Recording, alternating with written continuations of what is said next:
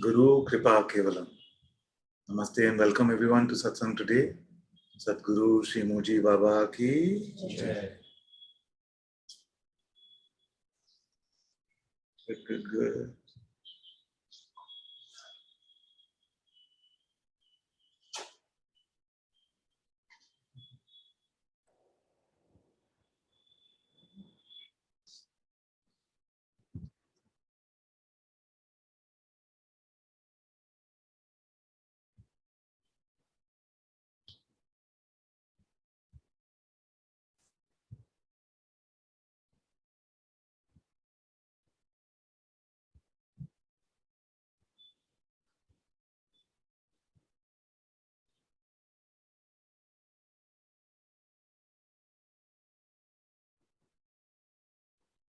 Looks like everyone is living headlessly.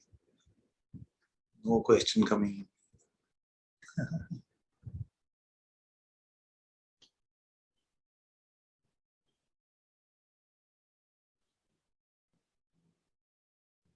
Okay, Adrian wants to come.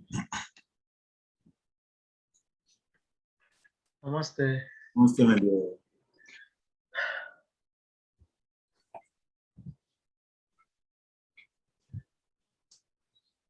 Sometimes I'm really worried about my life, about some aspects, like practical aspects that I cannot see any solution to them. Like yesterday, I went to my father's house in the village, and I saw so many things that need to be taken care of, and the house is very degraded, and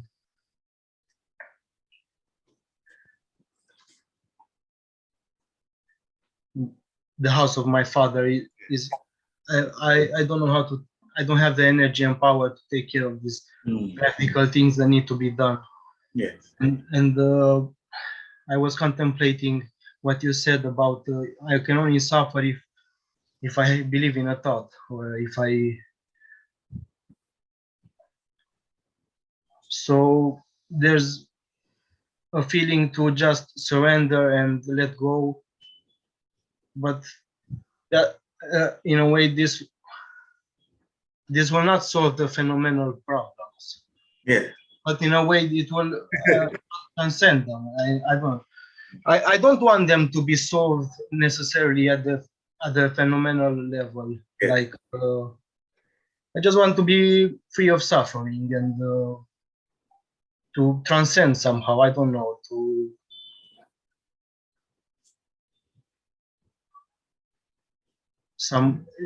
Sometimes there's this pressure, Yes. that I have to do all these things and I cannot. I don't have the energy. I don't have the power. Mostly practical things, because like a spiritual aspect, I feel I'm somehow connecting with what you say, and I feel I feel it in my heart. But these practical things, I don't know what to do with them. Yes. Thank you. So, very important question. Very important question, because this is what happens, and this is, I'm starting to feel like, one of the mind's number one trump cards. You are coming to the discovery of the divine intelligence, of God itself, of intuitive insight. You may choose whatever terms you use. You see, if you don't like the word God, you can say intuition. If you don't like intuition, you can say Sadguru. Whatever term you want to use is completely fine. But you're coming to something that is deeper than the usual mental sort of way of living. And I would call that you're coming to the end of mental oppression, mental slavery. There is memory here of how life used to be before I met my master. And it just seems so much oppression. It's just like the mind is controlling everything, saying, do this, you're being very good or you're being very bad. Now, that was not good. How could she do that to you? How could he say that to you? That seemed to be what life is. Constantly under this judgment of this subtitling machine, which is saying good, bad, bad, constantly judging, interpreting, and concluding things. of which really it has no idea of how this world is working and the grace with which it is operating. This limited mind cannot conclude. You see, like you cannot conclude at this moment what is happening to you here, or even what is happening here. You may reach out to the mind and say, okay, this is satsang. There's one Guruji sitting at the pedestal and he's just sharing some discourse. You see, but that's not it. Another may say, oh, my father, I love him so much, and he's speaking, you know. Another may say, this guy, so boring, I don't know why I came. You see? So what is really happening? You see? And if it is just going to be based on what your mind is interpreting at that moment, you see, then what is the truth? Because all of your mind could be saying something very different. See, so what enables us to be able to conclude what is our reality? So that is why it is important to seek out another source of knowledge, another method of understanding, another method of coming to a recognition, which is not just based on what your mind is telling you at this moment. You see? Because the mind will take you for a ride and the mind will present to you, most importantly, present to you a version of yourself, which is just that you are this body. But something now coming to satsang wants a recognition of something deeper than just being this body, which has a finite time to live. You see, that's stuck between these notions of birth and death. Something is looking for some stability, some peace, some contentment. Now, you cannot get stability or peace riding on the unstable, and the mind is very unstable. You know, one satsang, it'll say, this is the best thing in the world. Next satsang, it'll say, this is the worst. I don't know why I come. You see, so what is the truth? And if you keep dancing to the tunes of this one, then you're just going back and forth like a pendulum. There's no real peace to be found. So, uh, then what happens? I'm just breaking this down, unpacking what he said for everyone. Then what happens is you discover coming into satsang that there is a greater intelligence, there's a greater divine force, which we may call our heart provisionally. But this is not our emotional heart, this is our intuitive heart. So when I say live headlessly or live without the head, you see, it is not an invitation to live irrationally or emotionally. It is an invitation to find that intuitive insight. You see. And then you find that everything is fine. Instantly, when you drop your current notion, there's no problem. You're absolutely fine right now. Your existence is fully free. You are fully free this very moment. So you're finding that this is quite straightforward actually. I could follow this. But then the mind plays this trump card and says, hey, that's okay when you're in satsang or when you're looking for God or spirituality. But what about the real world? You see, I find that term very funny. Another way of saying that is the practical world. My practical things won't get solved with this. Practical things won't get solved with this. You see? Now, this is a fallacy. This is a fallacy. There are a billion processes happening in your body right now. How many of them are you thinking about and doing? You're thinking about your kidneys functioning, you're thinking about your heart beating, you're thinking about your breath flowing, are you thinking about, and these are just very little, there are many, many, many. So that intelligence which can do a billion processes in just one body, and there are 7 billion bodies on this planet, apparently. And then, so it is running all of that. There is some intelligence running it. No? Now, that which your mind is thinking and doing, you see, apparently, again, it is not actually. You see, why can't you trust the same intelligence to do that? How is it that the plant can grow all these beautiful flowers, but the plant is not thinking, okay, I'm going to create a yellow flower with red in the middle? You see, it probably doesn't even understand these colors. And yet, such beauty comes out, such uniqueness, such each plant is different in its flavor, and yet uh, everything looks so beautiful without having to think. So, this idea that all this is fine to discover who I am or to find God, but to trust my intuition to run this life, you see, is not going to take care of my practical things, is a fallacy. So, so is speaking practical, real world, or impractical? You see? Now, does the mouth know that it is going to speak satsang or it's going to speak at work? Does the mouth care about that? The mouth doesn't care. The mouth is moving, the tongue is moving, the words are coming. You see? Now, in satsang, you can see, hopefully, you can see that something is just speaking from the heart. See? It is not with mental intervention. You don't have to think about right and wrong and what is going to come out next. And honestly, I'm hearing these words just like you're hearing them. This mouth is speaking, and I'm hearing them just like you're hearing them. They're coming out fresh. There is no plan, there is no speaker notes, there is none of that. It is just being spoken, you see. And I don't know what word is coming next. See? Now, is this practical or impractical? Or let's say practical or spiritual. It is just what it is. No? It is empty of those categories. So, in the same way, if the mouth can speak like this in satsang, then the mouth can also go to office and speak to peers or employees. The mouth can also go to father's house and tell people around, can you help me with this? I need to fix this up. You see? So actually, there is no distinction except the categories we create in our head about these things. You see, life is just life, and life is unfolding as life in the light of consciousness, in the light of God. It is just playing out. You see? But it is the mind's nature to conclude these kind of things and say, okay, this is spiritual things, all this will help, all this will help my spiritual progress and my spiritual growth, but I can't surrender my life to God because God will make a mess out of my practical life. I mean, God is good for spiritual life, but God doesn't know how to pay my bills. God can't run my life. You see?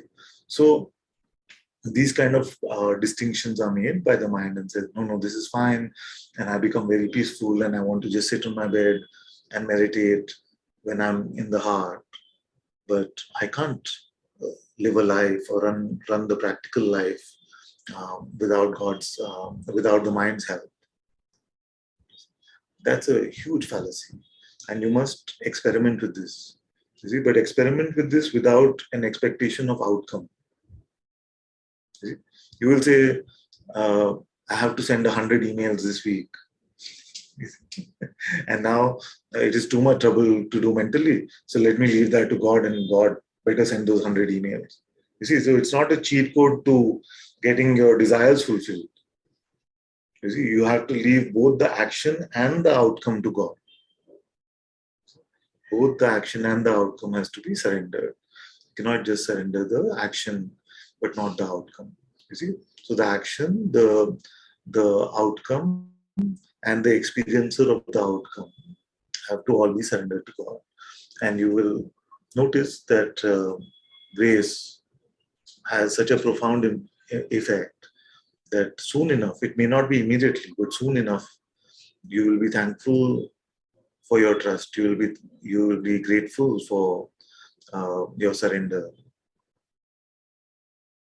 So really, don't make any such mental categories about practical life and spiritual life. This is a mind's master tactic. Let God run everything. In fact, God already is. So when I say let God run everything, I'm actually saying see that God is already running everything. So if the house is meant to be fixed, you see, as you are open and empty, as you are allowing your heart to unfold, you may feel like some energy is also coming. That is the second point. You can never make a determination about how much energy you have. You see, You may be able to say, okay, for right now, I don't seem to have the energy to go and do some renovation work. You see, you may say that about right now, but you can never say that about next moment, because this life force is completely under the will of consciousness. So you come into the next moment, so you don't know, or so you don't know, right? Either way, I'm not giving you some cheat codes to become Superman or something. Huh? So say, because tiredness plays yes, a little bit yes, in my mind. yes, So really, like I can't know from the current state. yes, Like there is a feeling that okay, the body is tired, but that's yeah, also a label. Like I yes, feel like sometimes mind just makes me that's too far, don't go yes, that far. yes, So that's also I can't say like today I was tired in the morning. I was actually nervous to come because I yes, was to Mazur. But I'm fine now, and yes. there can be a fear playing in my mind that I'll be tired. I think I Yes. can't really know. You cannot reach. Consciousness can bring energy, Yes. or it has no Absolutely. limits. Yes, Like, yes, it's not like the body's tired now, so it cannot bring the energy in the yes, next moment. yes. And in fact, I had this example that happened once of someone who was taking care of their brother and their father in serious condition in hospital. And she called me in like an SOS mode saying, I'm done. My body is so tired. I can't move an inch now. Now, if they need my help in the hospital tomorrow, there's no chance. I'm not able to take care of my father and my brother. So I said to her, trust God to provide the energy if it is needed to happen that way. And if it doesn't happen that way, trust that as well, some other thing will happen. And she called me next day and said, I was so tired and I was just like resting. And then the instant I heard that something is needed, like with my father or my brother, something just came. It just comes. So God provides. And if God doesn't provide in that moment, then trust that also. You don't have to force it.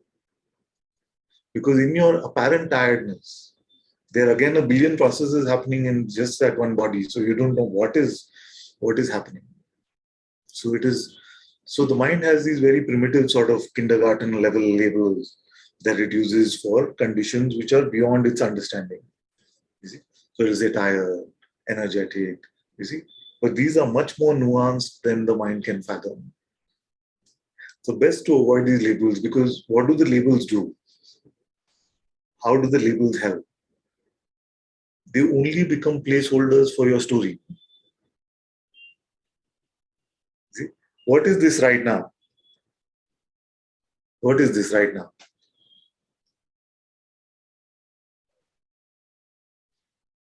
You see?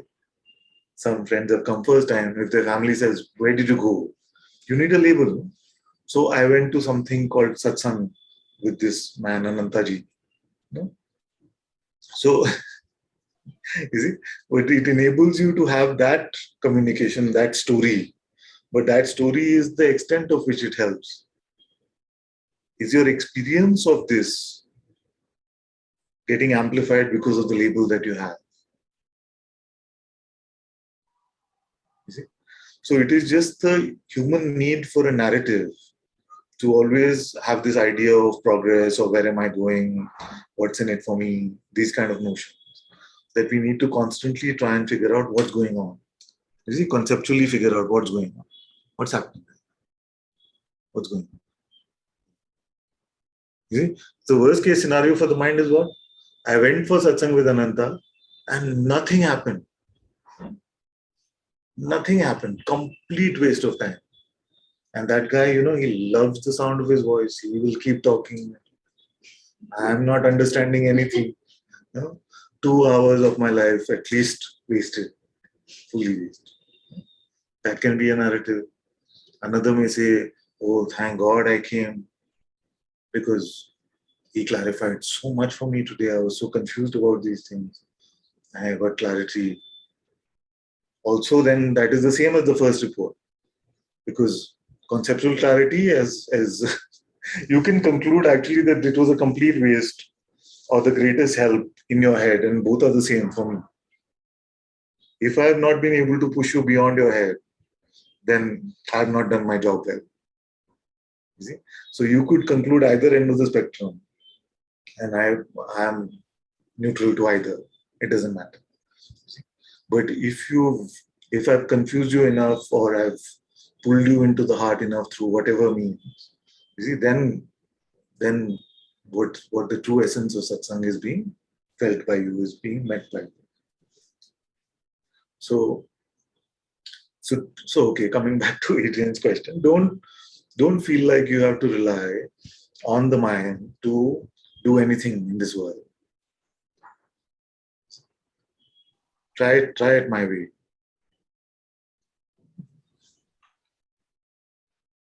Yes. Very.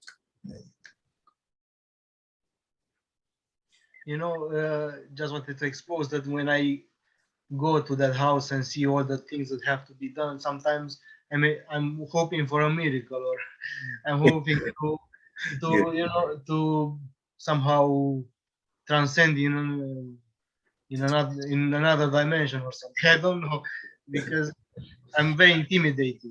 Yes, my dear. Yeah, yeah. Just trust your heart's guidance. And sometimes the heart simple guidance is the greatest miracle. Your heart guidance may say, start with one nail instead of looking at the whole house. Start with one nail. You see? Just start with that. And that may help in some way. Sometimes the greatest miracles are the simplest ones. Sometimes the greatest miracles are the simplest ones. When the mind is pressurizing you, if you can go to your heart and have a simple, gentle smile on your face, that is a greater miracle than some fantastical event happening. You see. Yes. Thank you so much. Thank you.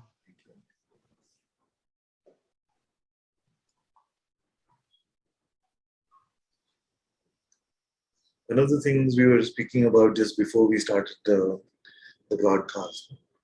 So we were really talking about really what I want to emphasize is that notice when you're open and empty right now, when you're open and empty. And open and empty just means that be open to everything that is coming. See, allow all thoughts, all perceptions to come. And empty means don't cling on to anything that comes. Allow them to go. Everything in the realm of perception comes and goes. It is only when we cling, only when we attach, that we suffer. Or only when we say that this is not good enough, this should be different from what is appearing, then we suffer, which is the same thing. You see, so we cling on to an idea of what your perceptual experience must be, and that idea makes you suffer. So now try this. Just remain open and empty, all of you. Just remain open and empty. Allow everything to come and go. Just allow everything to come and go. Don't worry at all about what the mind is saying. Don't be concerned at all about that.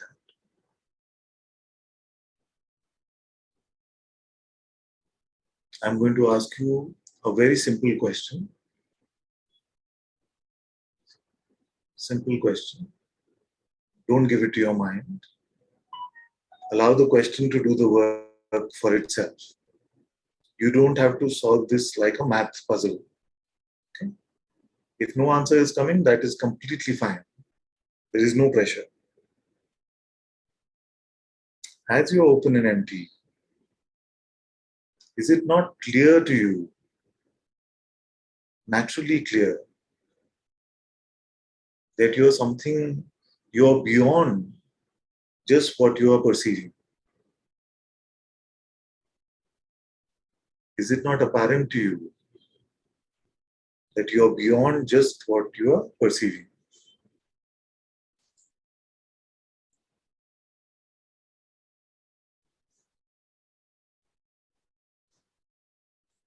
And you will notice that it is completely clear, completely apparent that you're not just the manifest, but you are also the unmanifest. And it is in fact the unmanifest. It is this unmanifest which is your primary nature. Everything else comes and goes. Every thought, every visual, every smell, all taste, all touch, all sounds, all of them come and go.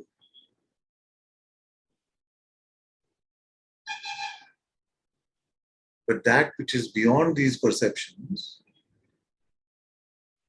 does not come and go.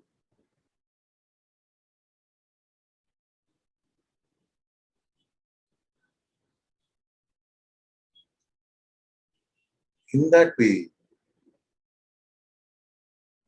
to come to just this non-resistive openness is also the fulfillment of inquiry, because it is actually apparent so naturally, so organically,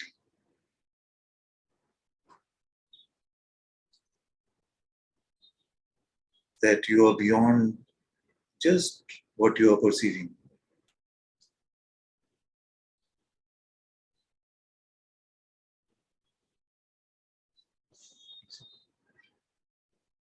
Now, this that is beyond what you're perceiving is not in opposition to Maya or to the realm of perception. It is not in opposition to any of that. But my proposal to you is that we spend enough time, and we spend enough time in the realm of perception with our focus on the realm of perception. Let's spend a few minutes in satsang every week focused on that which is beyond the realm of perception.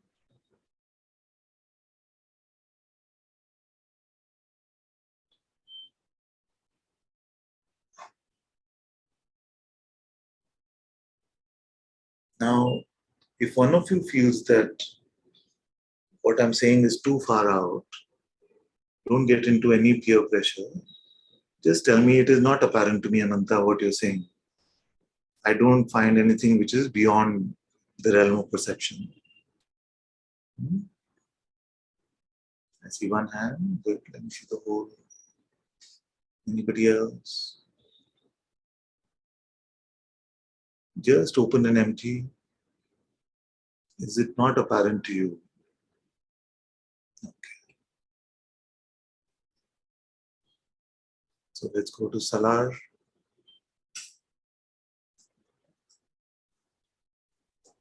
Thank you. Welcome, my dear. So just headless. Now, where can you place yourself? On what perception can you rest your identity?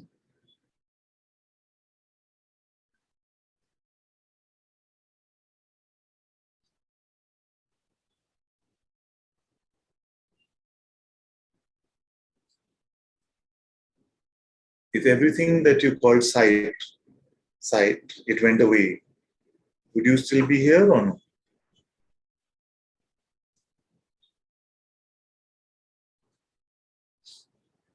You would be here.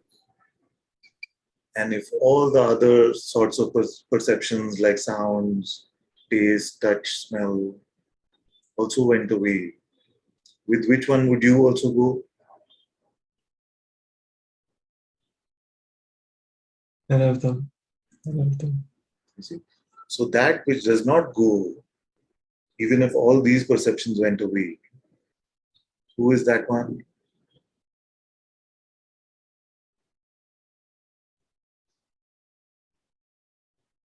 Everyone's with me? That is the unperceivable you. Unperceivable, but not unrecognizable. This is where it's like woo stuff, right? Because we are used to finding things only objectively. So it feels like, okay, now what I'm saying is there are some spectacles which cannot be seen, but they are spectacles. But it's not like that. In a way, it is like that. But when you do not find the perception of spectacles, and if I was to tell you there are spectacles in my right hand, you would say, I'm only believing you because it's coming from you. Most of you will say, shut up. But some of you may say, okay, I'm only believing this because there are spectacles in my right hand. No, because I don't see them. I cannot conclude that they are spectacles. But the I, which is yourself, you see, you are able to recognize but not see. The I, which is aware. Are you aware now? Yes. That you, which is aware, you cannot perceive. If someone can perceive, just raise your physical hand, not the Zoom hand. Someone can perceive the I, which is aware. You are aware of the perception of this hand. That you, which is aware, can that be perceived?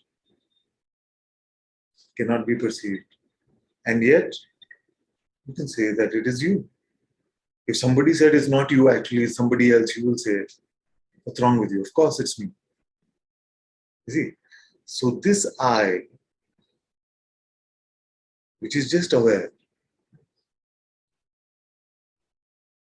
you recognize, but you can never perceive. And because you can never perceive, your mind's no chance of fathoming it. You see? Because the mind is just an interpreter of perception.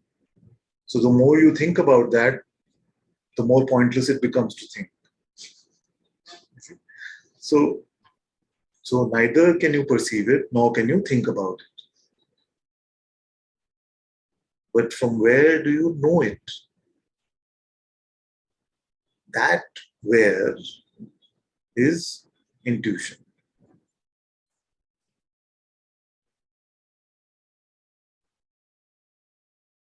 It is naturally apparent when you're not obsessed with your mind.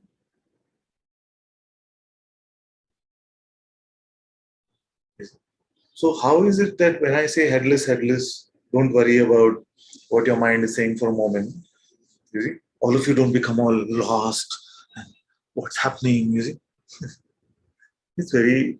In fact, many of you report it's very peaceful. Actually, your existence, your being has no problem. You just are. So straightforward. So open and empty or headless, whatever you want to call it, no mind, unborn, whatever word you want to use. In that, your self-discovery is instantaneous, immediate. Who you are is fully apparent to you. You are that unperceivable, unthinkable reality, untouched by whatever perception or concepts may be coming.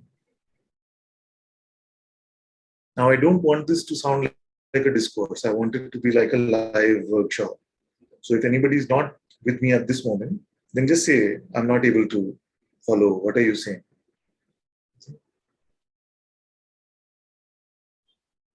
And don't feel any peer pressure. There's one hand, I see. Okay, Clarissa. I don't mind unmuting a few together. It doesn't hurt. Like 2, 3 of you can speak. It's fine. Yeah. Hello, Ananda-ji. Hello, my dear. So good. On this point, so are you aware now? Yes. You are aware. Now, do you see this awareness? No. No. You don't perceive it, no? And are you just thinking that you are aware, but it's actually not true? No. So So that ability to say no is coming from your intuition.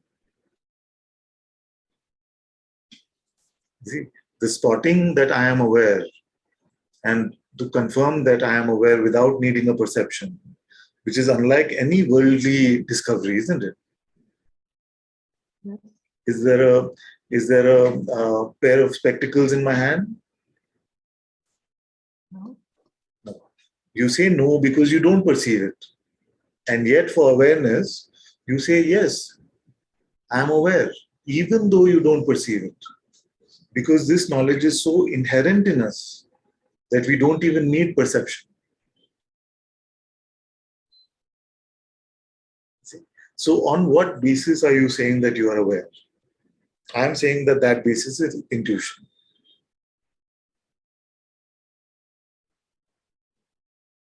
You see? And what is intuition? For that which you don't need any mental processing or perceptual experience. And intuition is always immediate. It is not grasping at anything.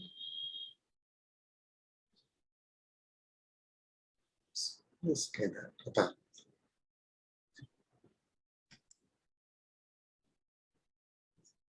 Clear now? Yes, it's clear. Thank you. Simple, isn't it? It's simpler than we expected. Simpler than we expected. Because it is actually nothing to do. Our doing only gets in the way. Isn't it? There's no effort possible intuitively. You cannot try intuitively. Like try to find yourself intuitively. There's no trying. It's fully known. Self-knowledge is fully lit up there. You see, you cannot turn off that self-knowledge. But it's just we've been looking in the wrong direction. We've been trying to find the self as an object, you see? As a set of perceptions or as an experience, a spiritual experience. You see? But it's not possible that way. Or you've been trying to get convinced that you are the self. I want to be convinced I am Brahman, you see? Which is nothing but belief. And it cannot happen that way. There is no belief that life cannot slap out of you, out of any of you. There is no belief like that. But there is something greater than belief. You are greater than belief. Your self-knowledge, Atma Gyan, is greater than belief.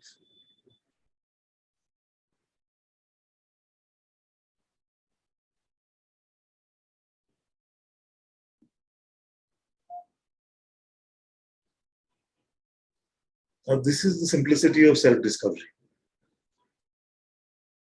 It's as simple as that. If anybody is waiting for something to happen, you're waiting for some perception to change, but that cannot be the self.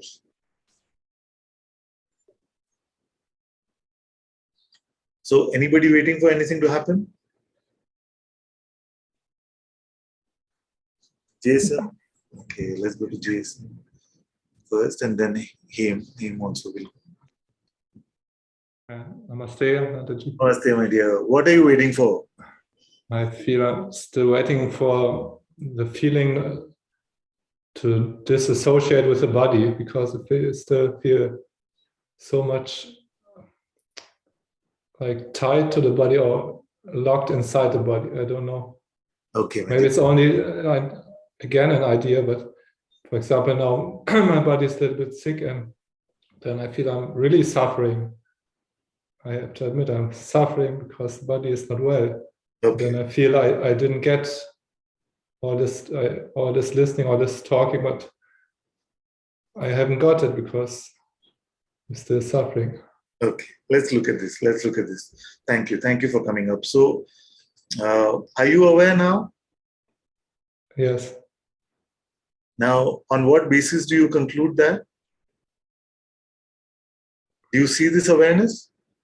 No, Just know it. that just knowing is intuition. You see, that just knowing is intuitive insight. We can just call it just knowing also. Just intuition sounds better. Okay. That's the only reason why we use intuition. You see? Someone says, how do you know that you are aware? I just do. That's right. You just do effortlessly. You see? Effortlessly. You see? Now, if you did not burden this recognition with any expectation for Jason or that which we call Jason, then what problem would you have? So what I already heard is an expectation that, oh, um, something should change about my state, or the apparent suffering should not be there. But actually, when you're open and empty, just when you're looking in this way, you are not suffering. You cannot suffer because for suffering, you need the whole mental process to happen. Is the body's pain equal to suffering? No. No. See? Body can be in pain, but to suffer, you have to think about it. You see? And to think about it does not mean the arising of thoughts. Thoughts can come, but you have to believe in thoughts which are saying, how can you come to freedom? How can you say this is awakening? Because you are still suffering. So a thought like that comes. You see, and we buy into that. But without that, you are free.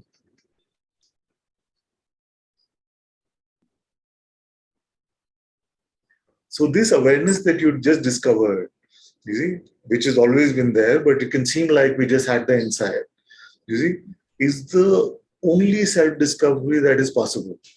There is nothing else that we can call self-discovery. Anything else would mean that some perceptions would change, and then it would just be in the realm of perception. And the basis of Vedanta is that all perceptions come and go, and therefore are not real. But yourself does not come and go. Your reality does not come and go. You see? So what is happening in a very subtle way is that there is a mental expectation that my self-discovery should mean something for the non-existent me. Should change something, should the state should change, there should be some bliss, pain should go away, some idea like that. You see, but what you are discovering about yourself is beyond this realm of pain, suffering, expectation, joy, all of these things, isn't it? Yes, but sometimes it feels not real enough, not strong enough. Like it's Yes. Yeah. it's like something mental still. I don't know. It's not mental, but yes, my dear. I hear what you're saying. I hear what you're saying. So, can something without a quality be strong or weak? no. You see? So the problem is that these are the mind's categories. My awakening is not strong enough. You see, because we have seen other people crying and laughing and saying, ha ha ha, hallelujah, you know, something like this. If you like, that's what I need. You see, they are having a real awakening. I'm just sitting there, I'm aware. So, nothing. You see? So that doesn't seem like okay. When we put in the biography somebody makes, no? In Jason's biography, what was your awakening moment? Nothing. I was just sitting in satsang, and Ananta asked me, "Are you aware now?" And I said, "Oh, yes." So then what happened? Did you see fireworks? No. Was there some great bliss, Ananda that came? No. Then what kind of awakening is that? That doesn't sound very, very sage-like.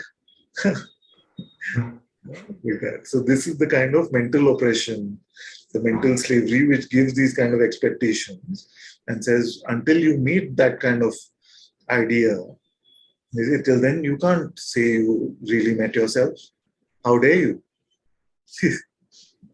This kind of thing. But are you aware? Yes.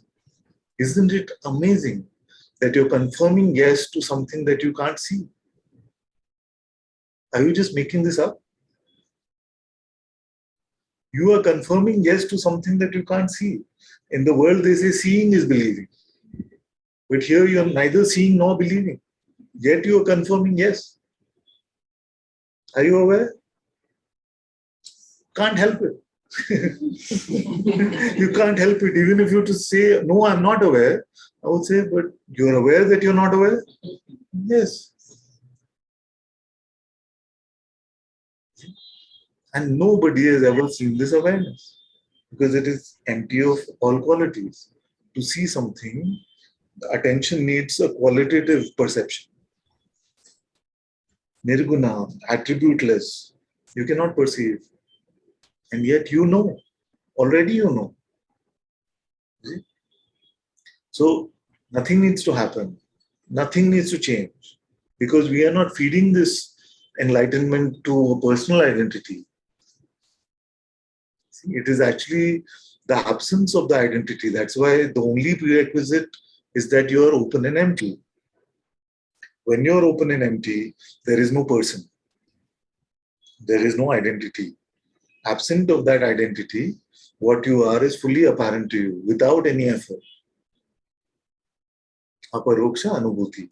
It is just instantaneous, just effortless. It just is. And all of you are saying, how do you know? I just do. I just do. That, you see, your mind will not lie. So that don't discount. Don't discount that.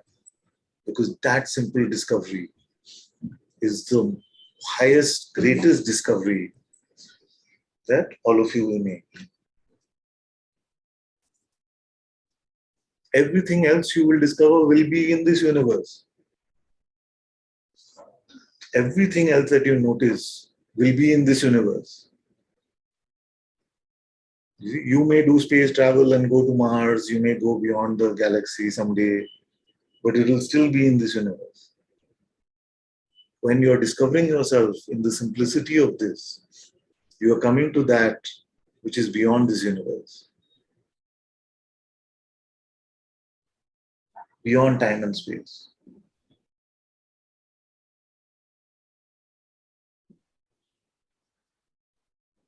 See? And then all this worldly stuff, worldly attachments will seem like nothing. Because you are not here, by the way. You see? You are not in this universe. The universe is in you. It's just a set of appearances.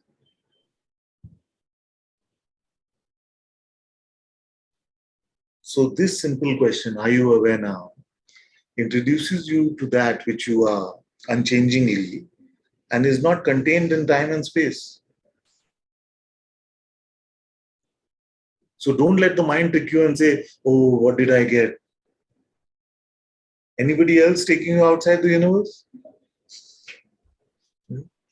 Any other question which pulls you out of this realm of time and space?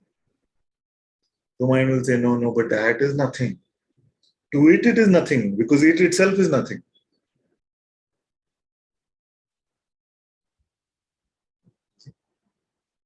So don't go to your mind for certification.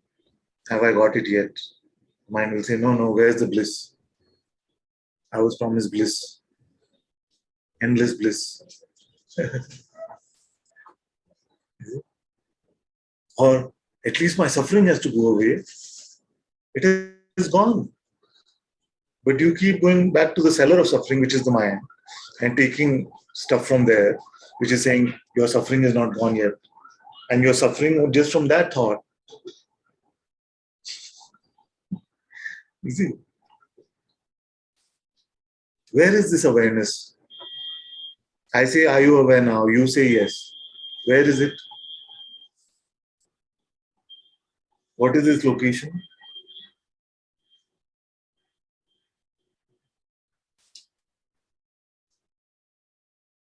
What is the location of this awareness?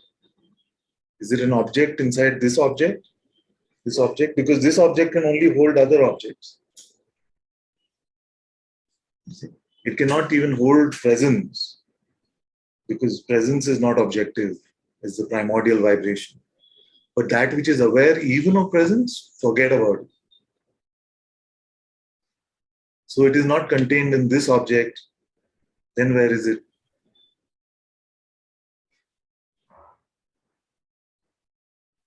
That awareness which you find just like that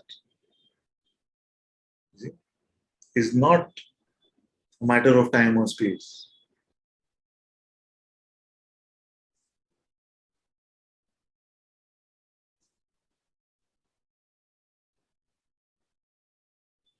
You did not have to sit in a spaceship, time machine, nothing.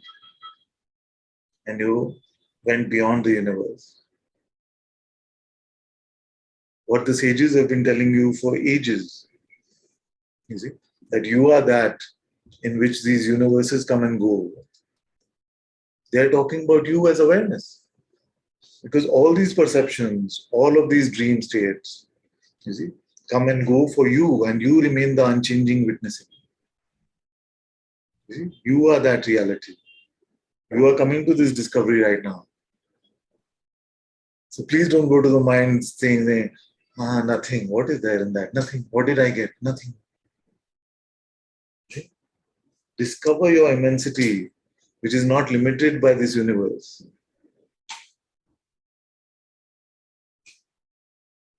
This awareness you just spoke about time and space, right? Where is it? Where is this awareness? No, the question is using physics, right? Forget it. Where is it? Where is this I'm awareness? just thinking what's well, it is somewhere within this ecosystem. Listen, forget it.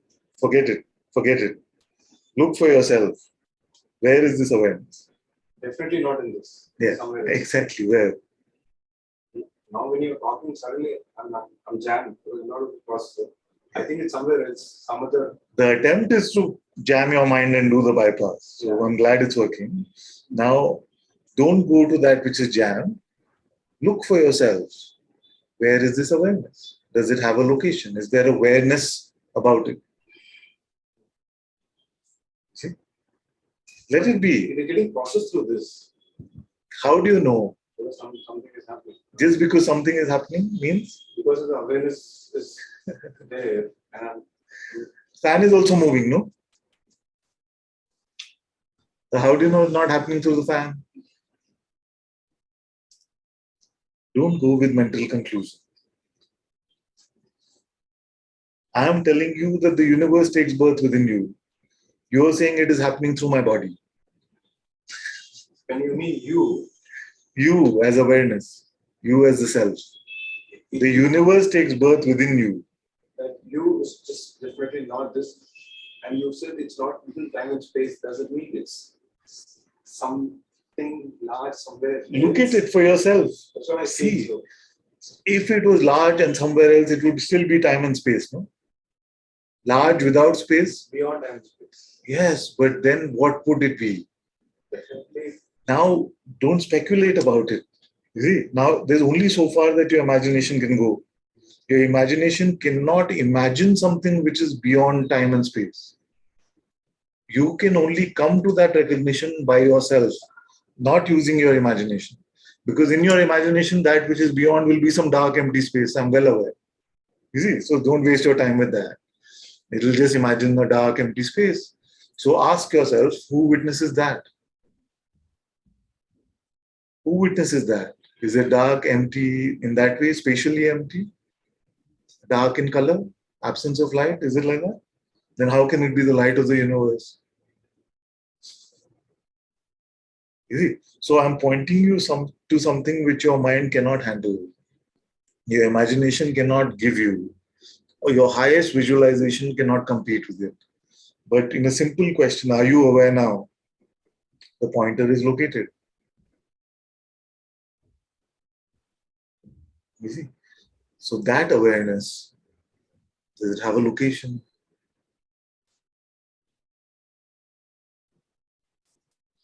Taste it for yourself. I want to smell on you the taste of this. I want to smell on you the taste of this, not just the answer coming because you know it. You know the right answer. All the tools are being provided to you. You see? All open and empty. Let everything come and go. Become non-resistive. Check if you're aware now. And that you which is aware, how do you know about it? I just do. Now, where is that? I cannot find. What color is it? What shape is it? And what is the difference between it and you?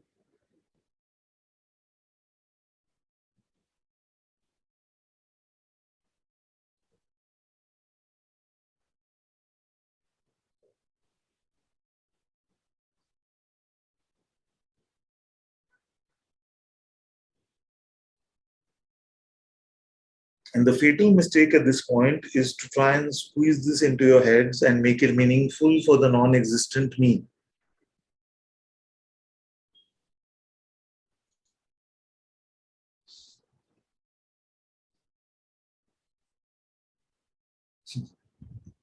Fatal to the inquiry, that is. So the fatal mistake at this point is to try and squeeze this into a mental understanding into your heads, which will try to give it a meaning.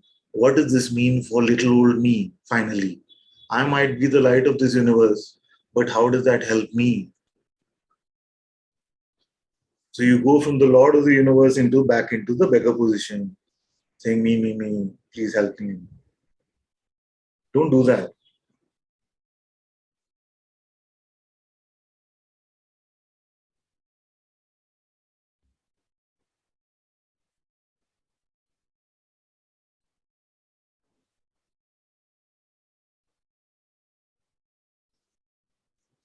Your highest thoughts about yourself cannot scratch the surface of your reality.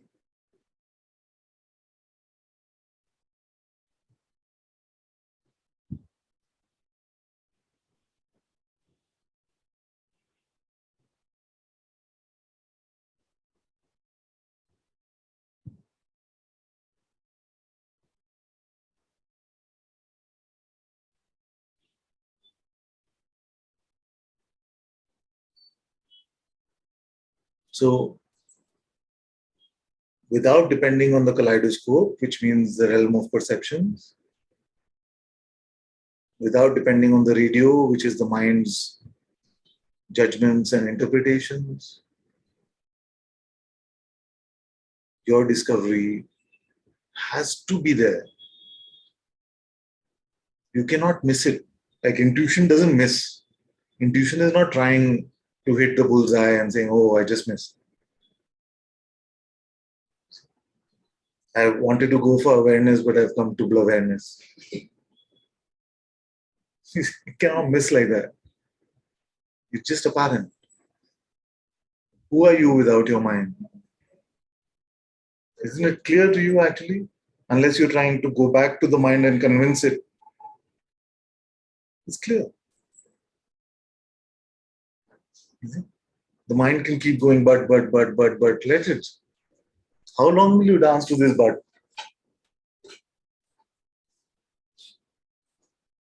Yeah. He says, all this is fine, but it's okay for satsang. See, but what happens when I go outside? How long? Who is going outside? Who has come to satsang?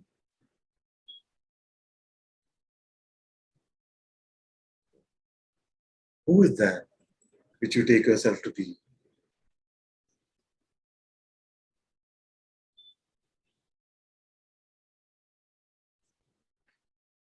If you are deluded about yourselves, what is the greatest gift that I can give you?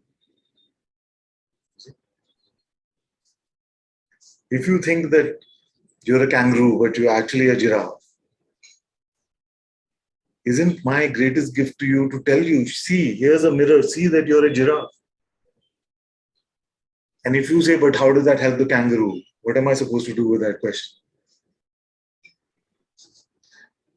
I'm showing you that you are awareness. If you say, but how does that help me? What am I supposed to do?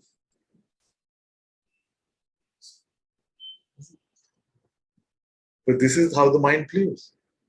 You can see clearly you're a giraffe. But what your question is, but does the seeing that I'm a giraffe, sir, how does that help the kangaroo? But there's no kangaroo.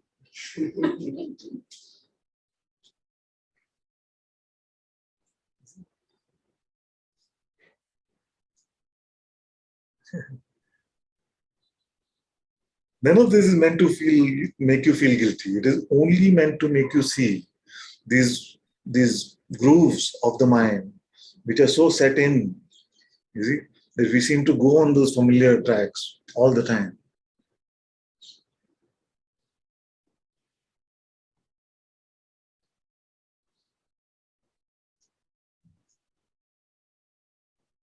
So you notice that you are aware. In that noticing, do you find any distinction between yourself and this awareness? Okay, does it sound complicated? You notice that you're aware. As you notice that, do you find any difference between yourself and awareness? Is there a you which is looking at awareness saying, yeah, I am, yeah, that's me? Is it like that? Like an hour and a work. Look with me, my dear. Don't figure. Look again with me. So, are you aware now? Yes. Now that you which is aware, is it different from aware? Don't think. Stay. Don't go. Just witnessing it. Yes, you are witnessing it.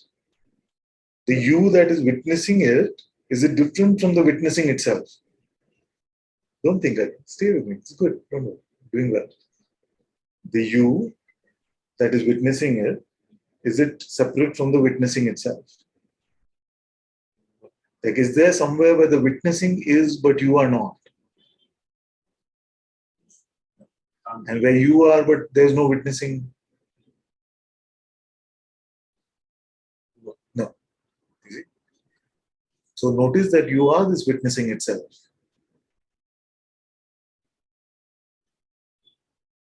You are this awareness.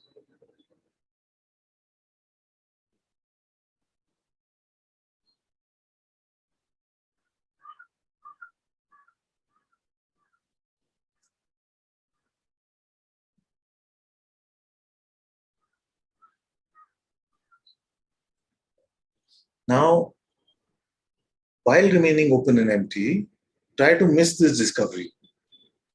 Don't find it.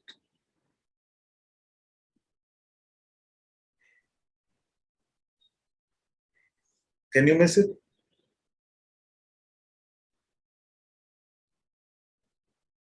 Cannot miss it. It's just apparent, obvious. See, beyond the obviousness of the head, this discovery is just so clear.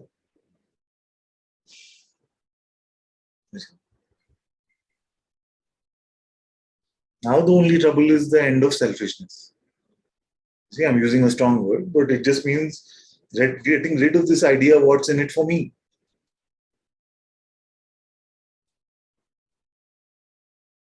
Does this awareness want anything?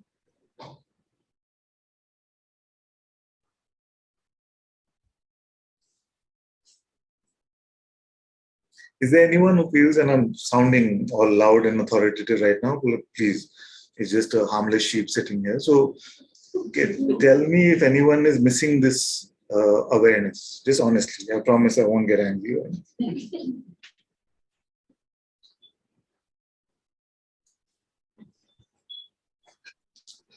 That you are aware is apparent, isn't it, to everyone? So now this awareness, does it want anything?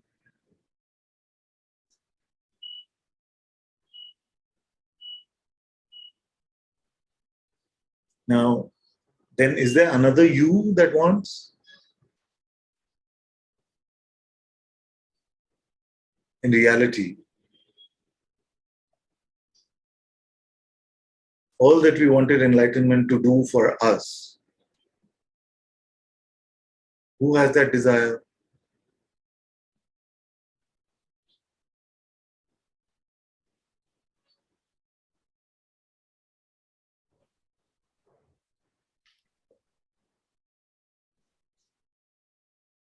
Does that one have any existent tangibility, any existent reality? So is it not worth throwing away this nonsensical thing? So it's clear that I'm aware. The thought, the one which I identify as myself. Was there such a one? Is there such a one? No, but the voice which says The voice says there is such a one, but the voice is lying. That is clear one. Voice which says That there is such a one, the ego. yeah. But the voice is lying about the existence of the ego, about the tangibility or the reality of the ego. That is clear by now, isn't it? Yes. Yes. So now what do we have to fix with the voice? The voice will be the voice only. So there are two voices. One voice tells you that you are a limited object, the body mind. That voice we call the mind. The other voice which points to your unlimited nature, to your reality, that is what we call the intuitive voice. You see, now both these voices can be there. It is up to you as consciousness as to which one you are going to hear. These are both your devices. You see? You have a heart and a radio. You heard now that you must listen to the heart. If you still keep listening to the radio, then who can you blame? Because you are consciousness, no? There is nobody else to blame. You can do it. Why? Because you are consciousness. You could not do it if you were a person. But no person has ever existed. So how to talk to the person? See, that's why we say Satsang is consciousness speaking with consciousness. See? When you ask him, What is your heart saying now? it's saying that I know I'm aware. It's quite obvious. Yes. Now what else is it saying? Don't believe the one. Yes, very good. So believe that. Then what else? You can trust your heart. Just stay happy as you know. Not want it. Like that is talking, your heart. So, That's okay. You can speak like that.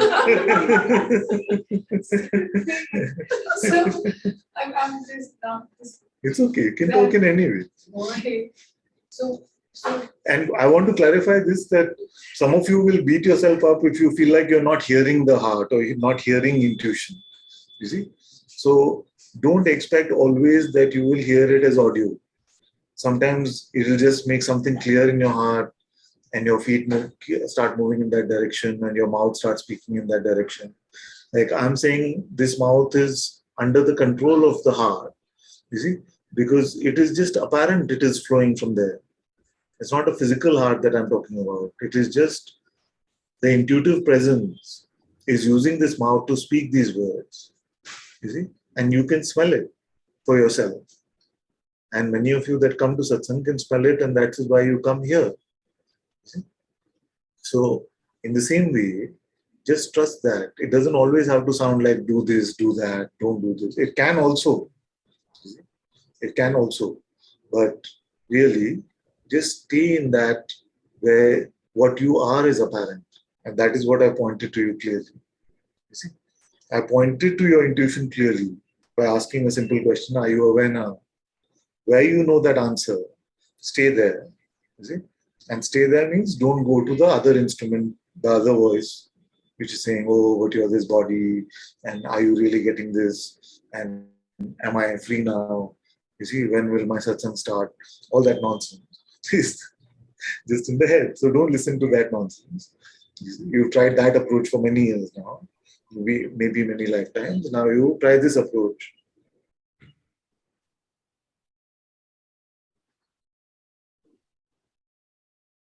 What is difficult? Don't go to the head for the answer. What is difficult in this? Effortless, no? Effortless.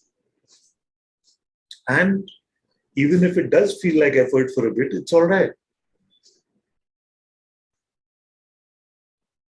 If it feels like my head has too much power, too much gravitation force, it pulls me in, then exert yourself and don't follow. you will see that that exertion was actually false. It was a seeming exertion.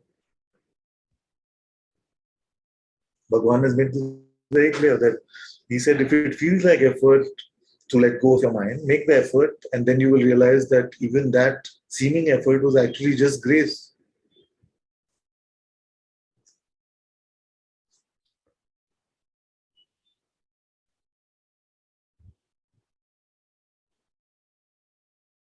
Enough of this mental slavery business.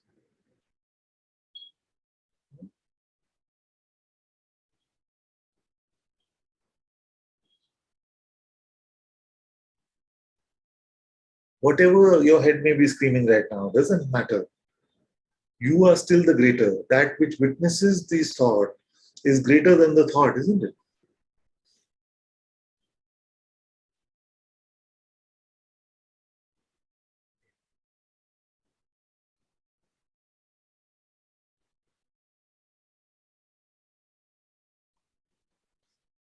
And that which is aware of even this perception of thought, how to meet that one? Such a blessing that we are able to find that which is ever present and yet seems so elusive because we got used to the searching as if it is objective.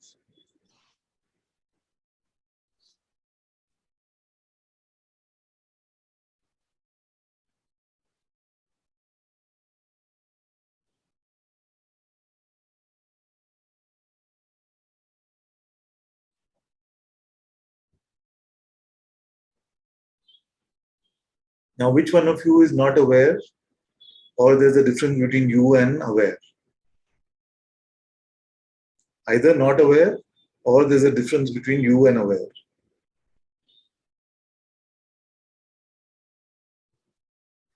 See? So, another way of saying that is, are you awareness now? See, and now, and now.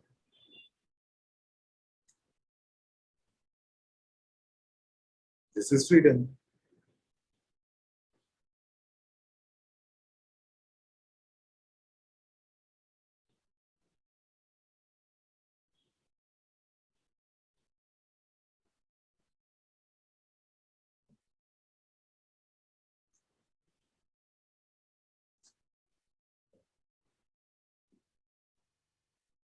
Anybody here that finds one thought which is bigger than you?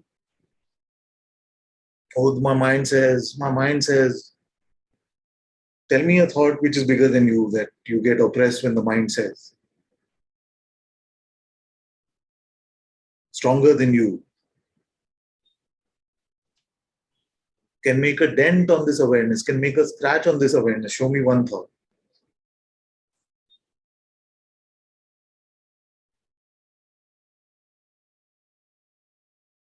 Show me one perception.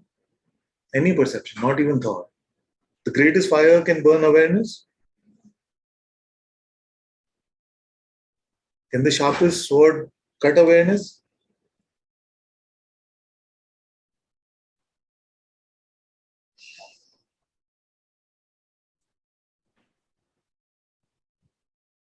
What in the world can hurt you now?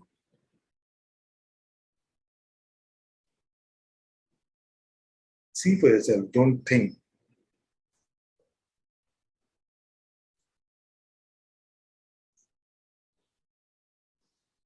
If you go to your head, it'll say, yes, yes, it's all clear now, but 1 hour later, when satsang is over, all that nonsensical nonsense.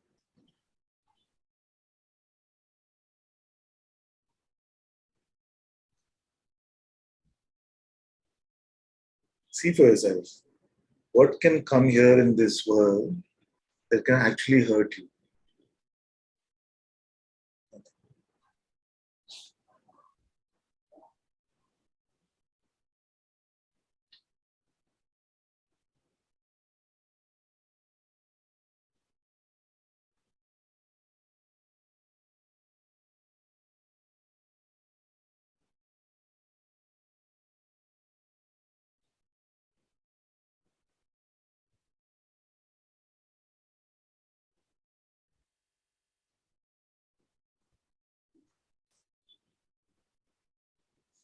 And the space we meant awareness.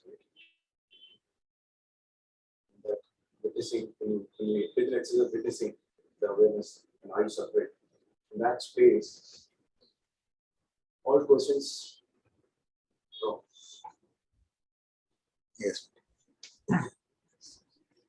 Suddenly, this whatever is being coming right as a question is not possible. It's not happening. And suddenly, you're feeling like technically sorted. Is it the mind telling me this story? That Yes. this is a nice space, you be there. Yeah. Or is it just in that when you're witnessing it, and that You are seeing it, I mean, you're recognizing it, you see, but your mind is also certifying in that way, only so that tomorrow it can take the certificate away. Oh, in front of Father, it was clear, apparent. It is so good, it was clear. Yeah? So, yes, when you give that assent to that thought, then tomorrow it will take the certificate away and then you'll suffer again. It was fine, Father, yesterday. By Monday, you will have the report saying when you went back, then at home, then this happened, then this. You see? So neither accept the certification, not the denial from the mind. It can seem like, but I yearned for this forever. I was waiting for my mind to approve me. It has been the authoritative voice of disapproval for so long. And finally it's saying, yes, yes, you're getting this. Yes, yes. Oh, finally. It's like a very strict teacher suddenly starts saying, you're my best student. You see, obviously you'll want to say, hey, come, hug me now. You see, like, it's still setting me up. Who is it representing when it says that? talking about the mind, but The mind is always the lawyer for the client who doesn't exist. Always. Because it cannot fathom your reality. You see, so even if it says you're doing well, it's clear for you. Who needs that certification? Who has come to stability? Who has come? so it's not the mind, but the thought that Who has come? space. Who has come to stability? Who has come to stability?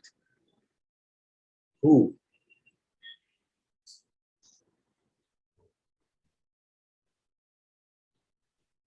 But one-on-one, it's coming and going, it is definitely outside of it. So Who has come to stability? no, there's no processing happening. I'm not able to think, or rather, Who is that who is not able to think? nothing is happening there. Huh? Suddenly, like everything drops. Yes. Awareness is aware of these perceptions, isn't it? Is it a dangerous zone? That's what I'm trying to understand. Because that's a nice space, but then For the kangaroo or for the giraffe?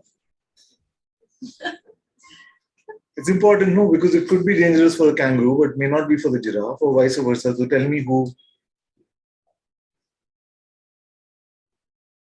If there are landmines all over, then maybe the kangaroo can jump over them.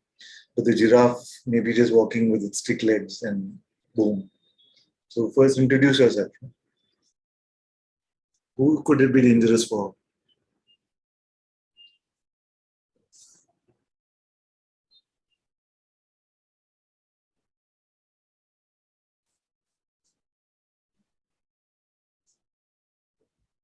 it's a story of the mind telling you that it's a nice space, but now you're dropping all your questions and Yeah. you don't feel But like somehow my question is not being heard. Who could it be dangerous for?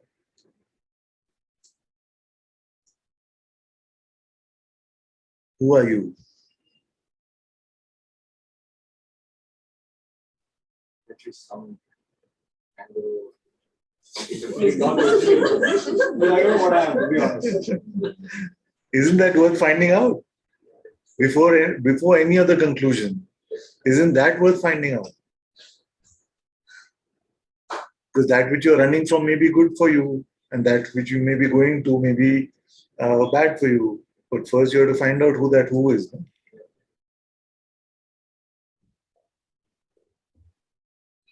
So the red wall is for kangaroo freedom to climb, and for the blue wall is for the giraffe freedom to climb.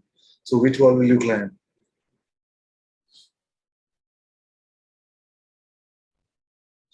Are you a body? Are you the mind?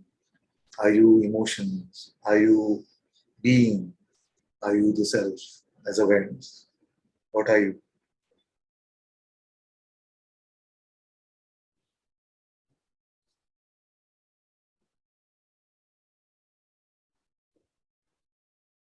This is another stupidity which the mind does. No?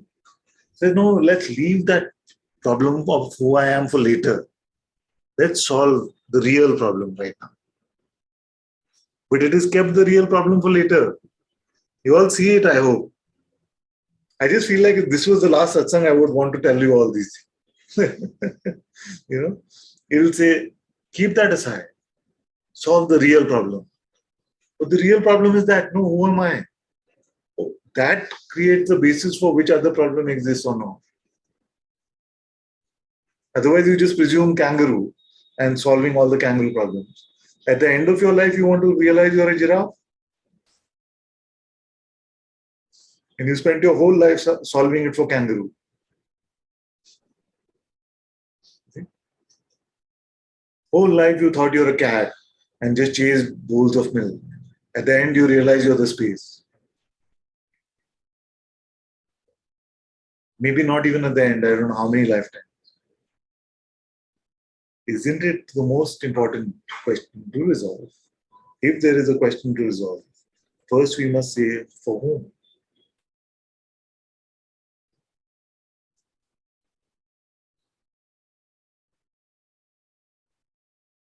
You say, should I go left or should I go right? Please help me. Don't ask me who am I. People have actually told me like that. They said, I know you will say who, so don't ask me that. Tell me, should I go left or should I go right? If I say, okay, if you're a kangaroo, go right. If you're a giraffe, go left.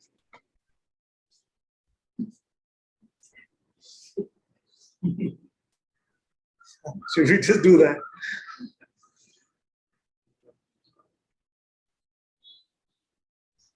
How long will we deny that our fear stems from this absence of heart knowledge about who we are? And we feel like if I don't look at it, it'll just go away.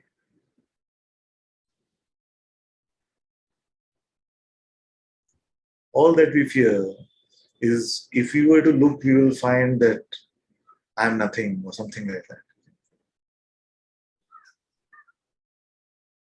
So you'd rather hold on to the false identity of a false tangibility, which is fast approaching death. Fast approaching death. There's only one end for this body.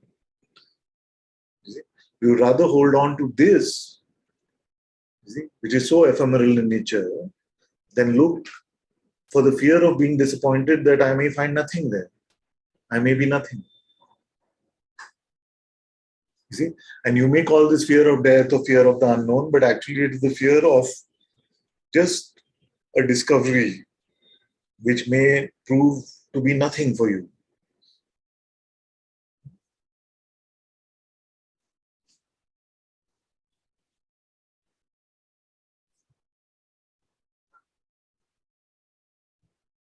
So the absence of this critical investigation is only hiding. It's only because something wants to hide from that, of what you may find. You may feel like I may not like what I discover if I look, because I'm full of sin and guilt. I've done so much wrong in my life. So if I have to start looking, I may have to deal with that stuff. Don't worry, it is not like that. See, all that may be vomited out, but this is direct path, direct. So don't fear. Don't get into any denial about yourself.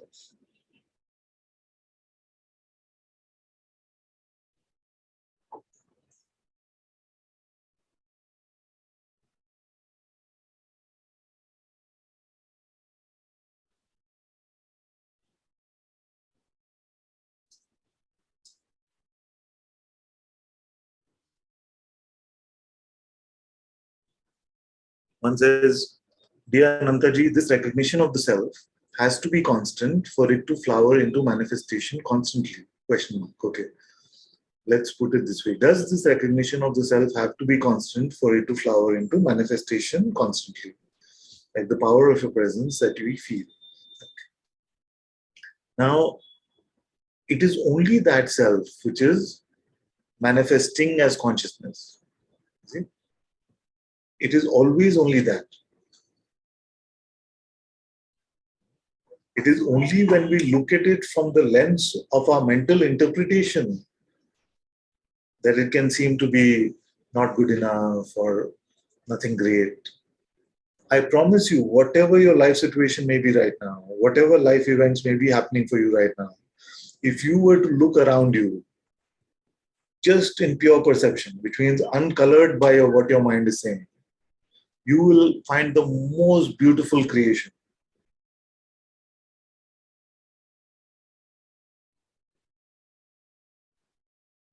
Just look around you in pure perception. Just meet one ray of light, one vibration of sound fully, and you would have met God.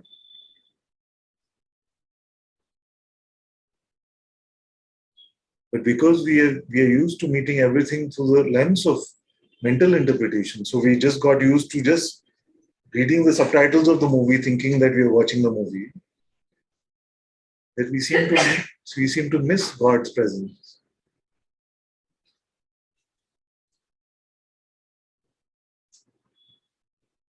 So that constancy which we are asking for is already there. The constancy of your purity, your presence, God's presence is already there.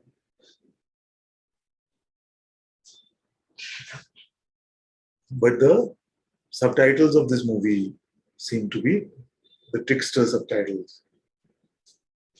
I used to often take this example that on Nelson Mandela's funeral, they got a sign language. They thought expert, but but people who were watching all could notice that this sign language one is just doing that, and it seems to be just waving his hand.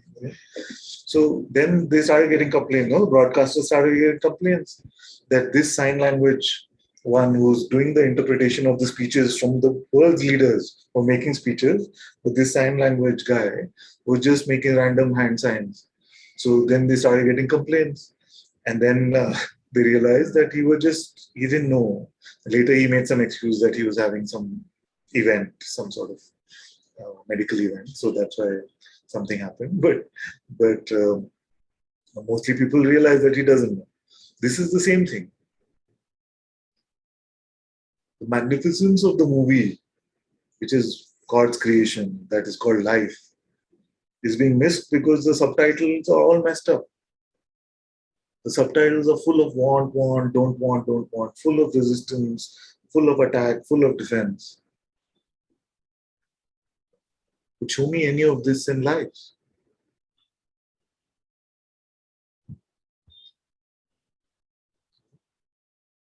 If you did not have false ideas about it, if you did not have labels, isn't it magnificent? It's so magnificent. This simple room is so magnificent. The shining eyes looking at me are so magnificent. No mind can create this. And this is a once in a lifetime scene. You will never see this scene again. Don't miss it. And don't especially miss it for just reading false subtitles, the narrative from the head. And you know the beauty of this? You are not lost. Even as you are tasting this life fully, it is apparent that you are beyond this perception. To you, you don't have to work at it. Just notice for a moment that in pure perception, as you're open and empty, in the simple allowing acceptance, it is clear who you are.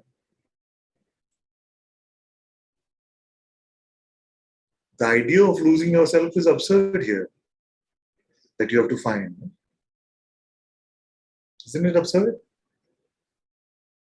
Try to lose yourself. You do it. So if you can't lose, then what are we trying to find? This is it.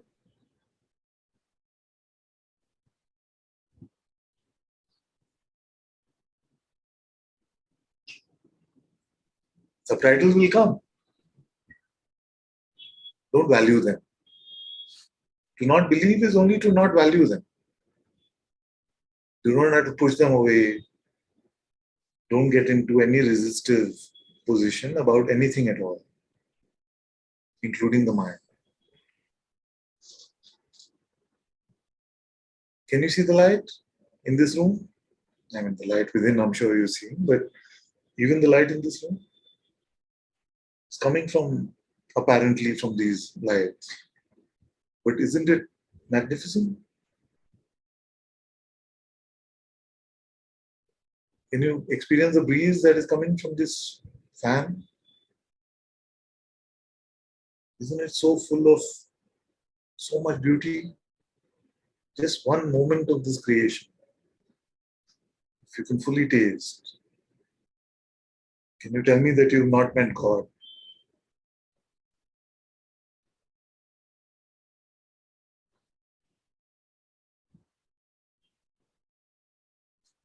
It's like God is screaming, calling you everywhere, outside, inside, everywhere.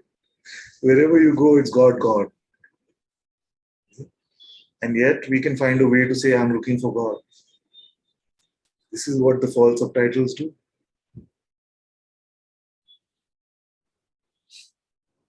That's why the great Indian sage said, the fish is in the water and feeling thirsty.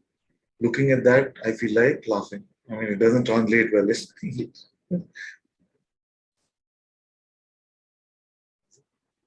But you know the absurdity of this? It is the water itself feeling thirsty.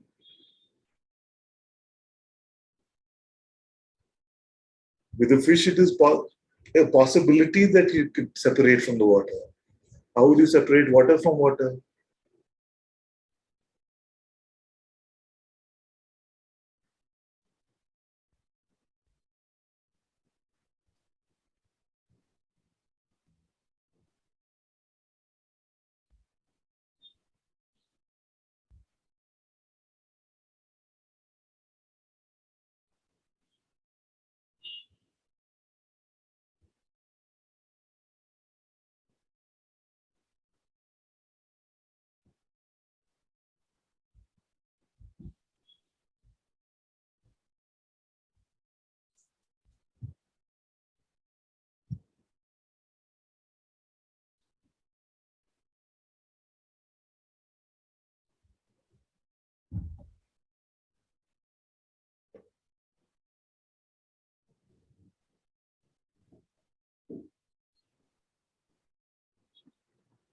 Don't go back to meaning.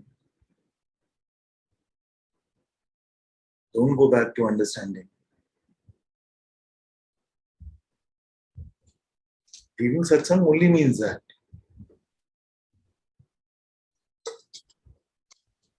When you say that after I leave satsang, then this starts to happen again, it only means that you leave to a different source of meaning. You start relying again on your conceptual understanding.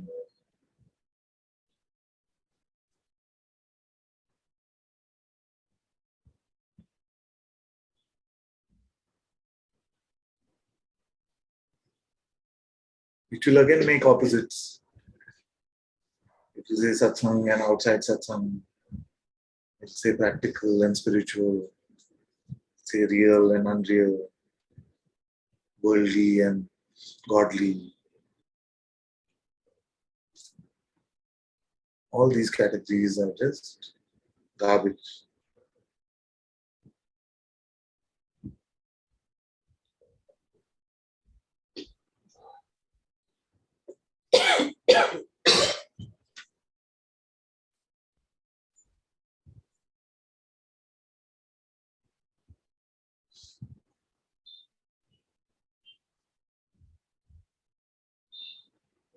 How many of you are trying hard to fit all of this into your heads? Anybody getting a splitting headache right now?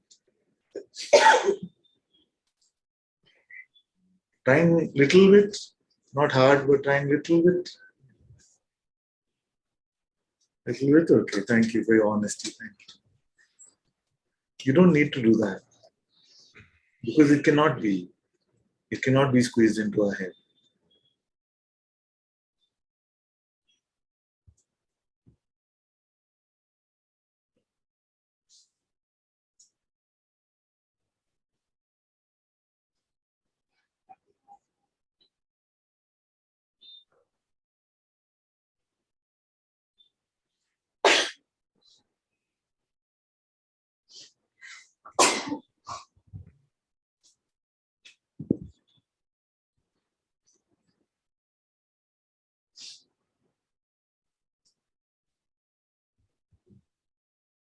Ananta-Ji, Yes. can I just? No, I don't know. There's nothing. I don't know what to do, but I just leave everything to you, to God. Yes, The but idea that anything has to happen, my dear, but I who? I I know. yes.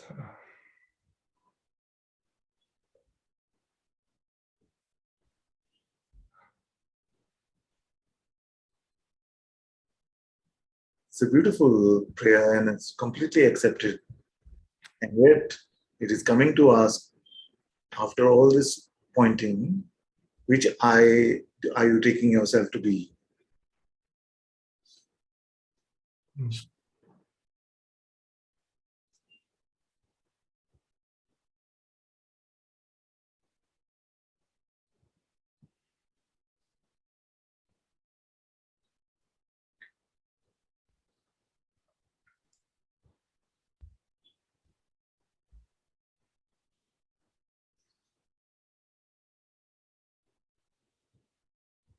Is the discovery of yourself as awareness difficult?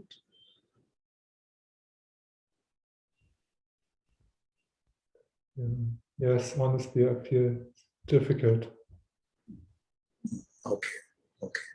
So let's focus on this point. On this point. Tell me where you get stuck.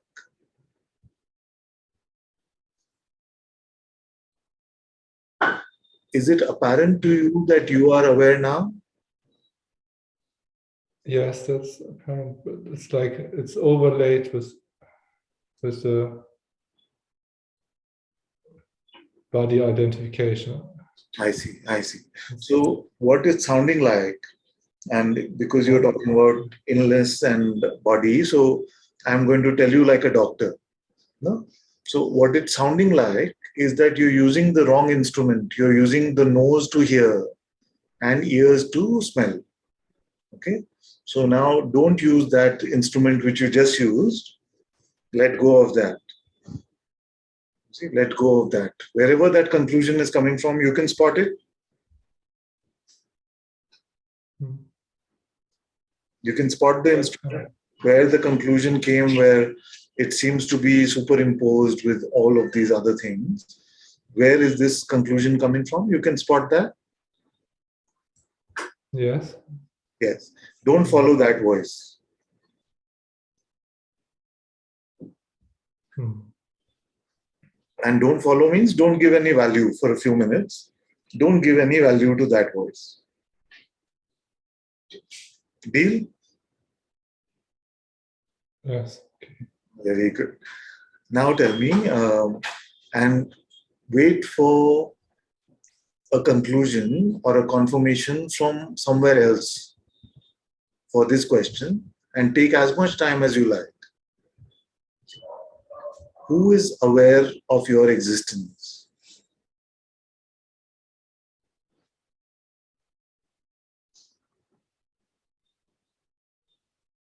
Don't follow the mental voice and take as long as you want.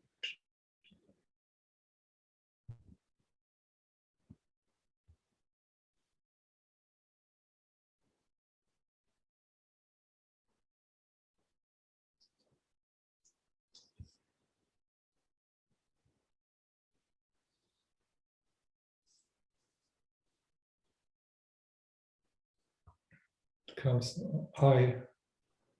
I. I. This I, and same way, continue like this, you're doing very well. This I, what attribute or quality does it have by itself? Again, don't go with what your mind is saying, because your mind already knows the answers. But those are just conceptual. So let it come and let it go. The question is, what quality or attribute does this I have?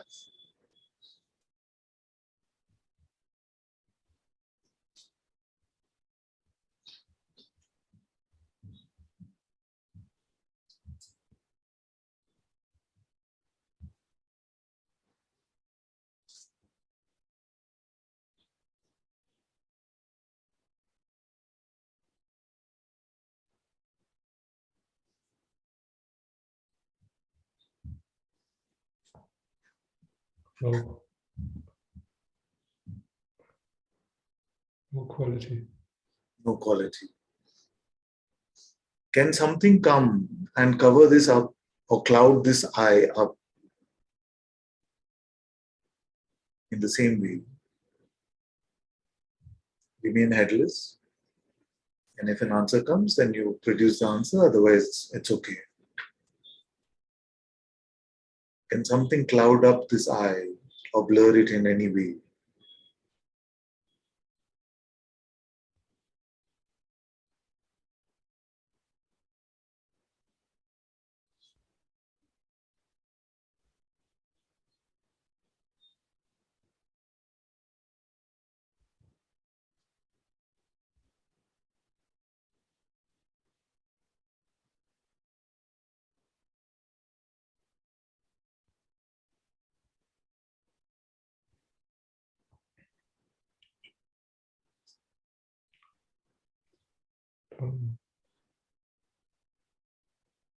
What can affect this I? What can happen in the world that can affect this I?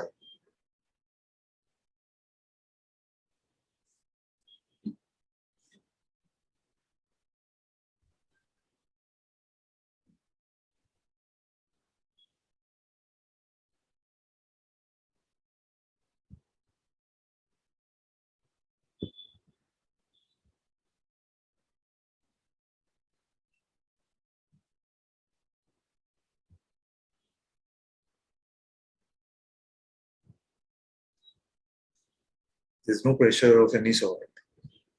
Don't have to go to your head for anything. Just naturally.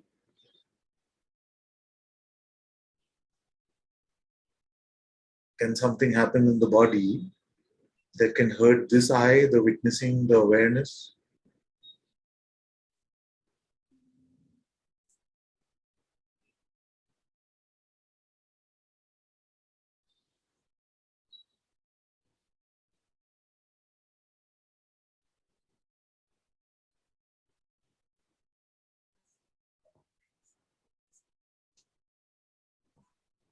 You say awareness, it still feels like not really resonating within us. The I I, can say I'm aware, but what is this awareness? yes. Yeah. So, in what way are you trying to get the experience of awareness? You already confirmed that it has no quality. So, to perceive this awareness is not possible, isn't it? Because to perceive, you need to at least have one quality: shape, size, color, something. Yes. Now, don't try to perceive it. The spiritual experience is not like a worldly experience. The spiritual experience is not a phenomenal experience. Your simple knowing, heart knowing, not conceptual knowing, that I am aware, is the recognition of awareness. Otherwise, why would you confirm that?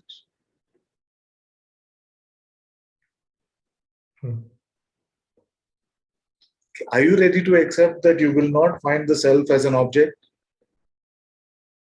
Yes. Yes. You see? So now How can you meet something which is not an object? With what instrument? Can you meet it through your senses? No. Then with what can you meet it?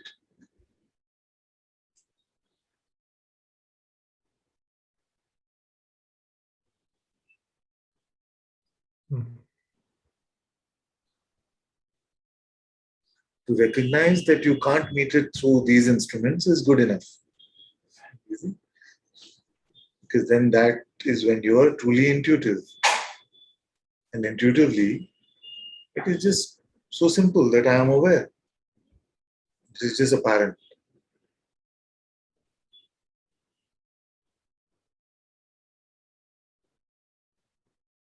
What is the separating boundary between this I and aware? It's the same. It's the same. Same.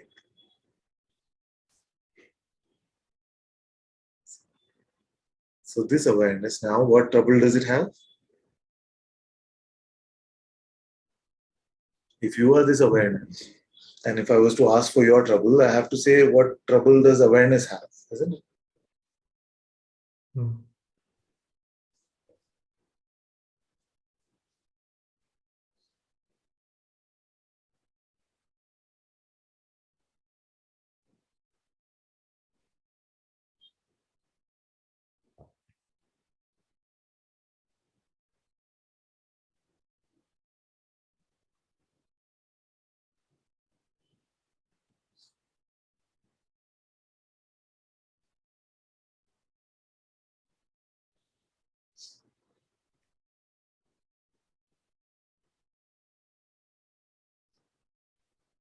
Is awareness lost in some way?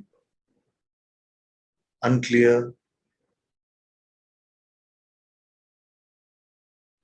Can it become that? That which does not have any quality, no attribute. What does clarity or lack of clarity mean for that?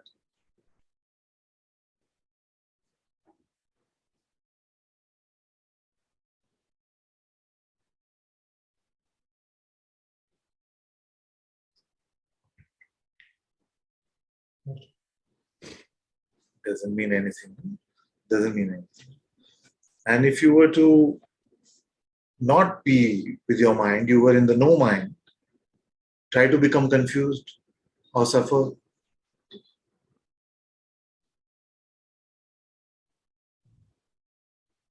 In the no mind, try to suffer.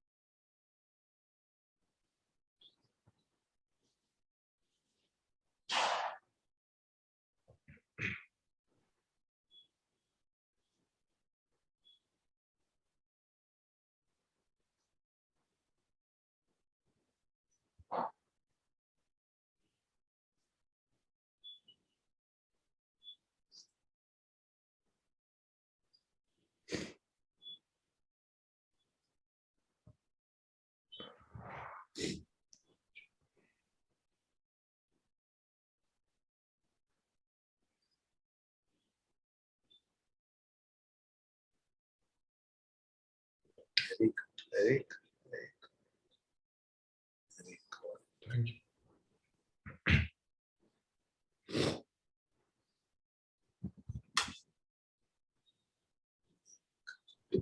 Thank you, my dear. Let's go.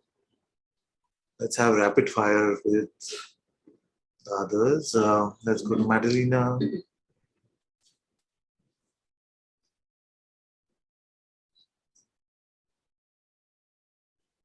Kiran. Hello. Hello. Hello, Father. Good see you. Where's Anna? Anna.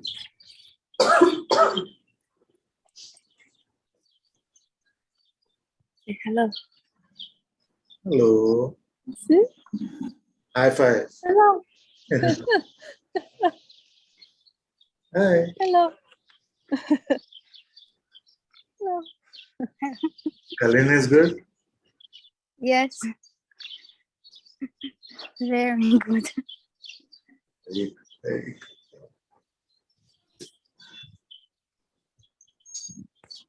Mhm. Good. So are you close to Sahaja now? We are in Aldea, which is a little village next to São Martinho. Ah, yes. Yeah. And it's very cold in the house, so we are on the street now. It's very cold in the house. Yeah, the houses here in Portugal are very much summer oriented, I guess. Ah, Yeah. Yeah. Mm.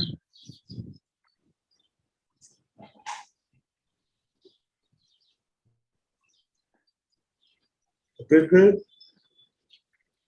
It's good. I do have a split headache now that you mentioned that. Ah. Not because of the satsang, but because of the mind before that.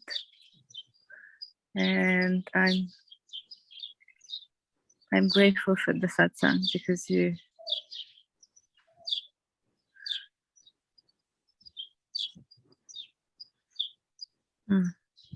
Very, very good. Hey, headless. thank you for your work. Very well, very well. Thank you.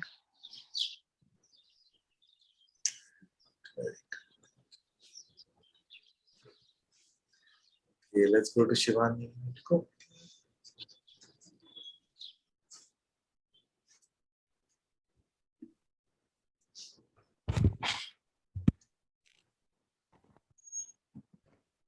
Hello. Hey, Father. Huh? Hey. Hello. Do you change your hair or what? Yeah. Ah, that's good. That's good. It's gone. I shaved it.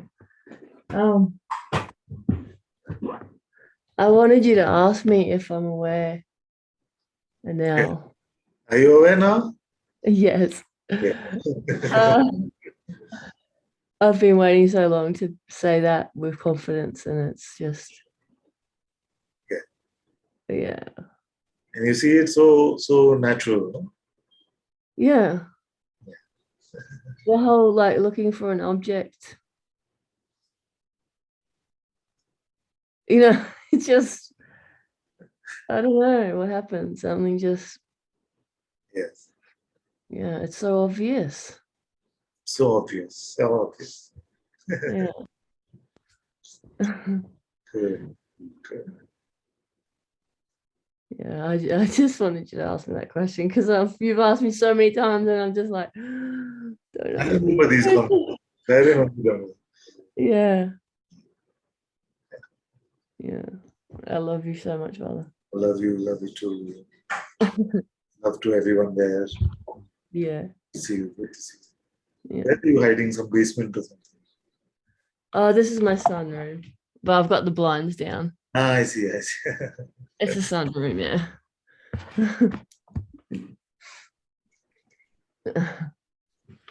Big love, big hugs to everyone. Yeah. Yeah. I will definitely tell them. They've been missing you too, actually. The kids have been actually Sam was saying that she had I think either a dream or a memory or something. Ah, that's it. And she wanted to come and see. She's like, I want to come and see Ananta. I haven't seen her for ages. And it's like just from her own, volition. So That's wonderful. yeah. Expect a visit. We make everyone a hug for me. Yeah, I will. Thank you.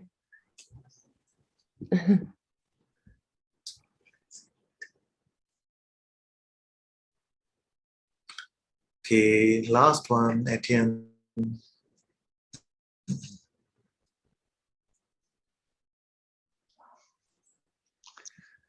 Thank you.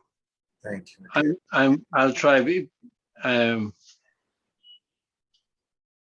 I as I said before, I just went I was a bit trying to figure out things, because as it many times happens for many of us, there are old ghosts knocking at my door, Yeah. and I want to squeeze them now before they come again, Yeah. this kind of things. So it's a bit maybe I'm struggling to catch them now, because so I try. It's I told you I was trying to empty my house and make sorting things out Yeah. physically, and especially books, and so naturally I'm confronted with with all dreams of grasping through lectures, through reading, through. But I don't do it. I don't do it. But I have still the books, So it is.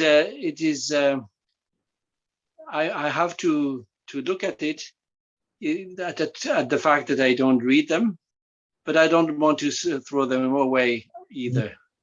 Yeah.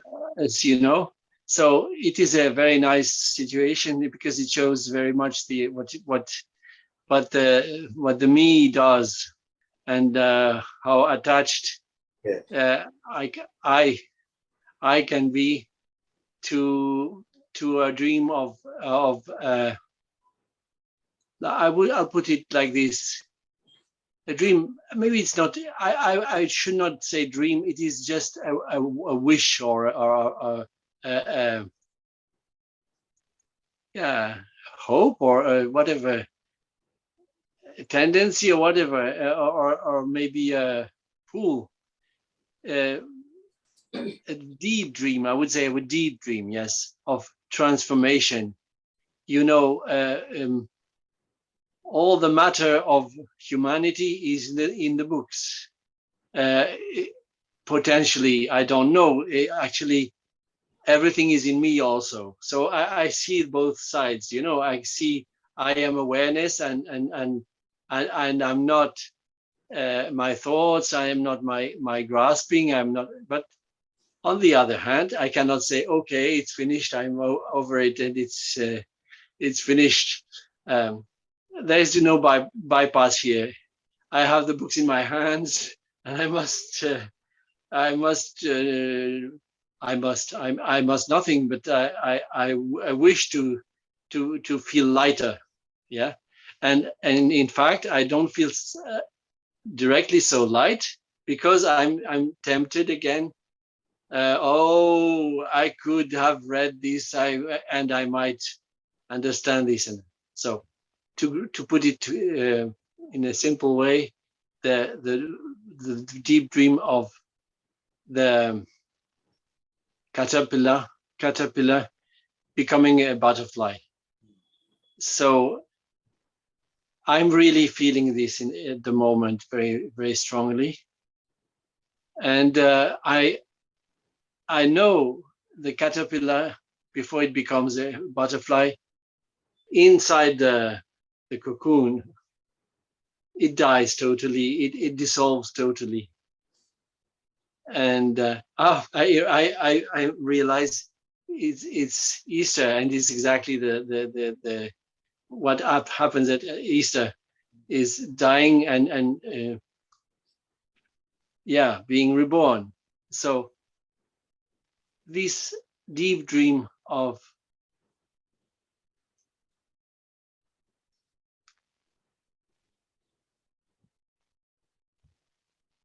the thief becoming the policeman is also I related to it. But the thief will never become a policeman. The thief has to die, and he will not become a policeman. He will become something else. That's why I understand. That's what I understand. But I have to put it now to share it with you and to receive your feedback on this, because really all my journey, I've been born in this kind of belief or tradition that the me can be transcended as a kind of me, as a renewed me, and it's not a me. It's for sure it's the I or something, but doing this, the transcendence is not personal. Is the whole creation is transcended, and there is really an integration of the things. The things become spiritual. I cannot put it differently. So that's it. I wanted to put it at your feet and listen to what you can tell me just now as you feel. It's good. It's good. Don't have much feedback. It sounds very beautiful. Of course, you always sound very nice. So just Yeah. just the words that are coming from my heart right now is to say that which is there between two words, emphasize on that one at least as much as the words themselves. That Again, sorry. What that which is there, between two words? which is there between two words, Yeah. give that as much emphasis as the words themselves. Yeah. Yeah. Yeah. Right. Yeah. Thank you so much. Thank Maybe it's an ongoing process. So maybe next week. you. Oh, it's Thank good. you so much. Thank you. Thank you. Thank you, my dear. Okay, Devi wants to come. Devi can come. Thank you. My dear. Hello. Hello. Can you hear me well? Yes. Thank you. I just wanted to say, like, I still struggle with feeling like I really get what you're saying. Like, there are some parts that I feel I get, but also I feel still there is such a, I don't know, I can say resistance, but like a dense energy that is very like, it feels like resistance, you know. And sometimes I feel like no matter what you would tell me or what I would hear, it just doesn't. Yes. Like I can't. And also probably all this trying have made it like more, you know, like. But I also feel Good news. I want to give you some good news that the arising of anything, you see, cannot resist me because I am closer to you than anything that can arise. And I'm not just speaking poetically. No?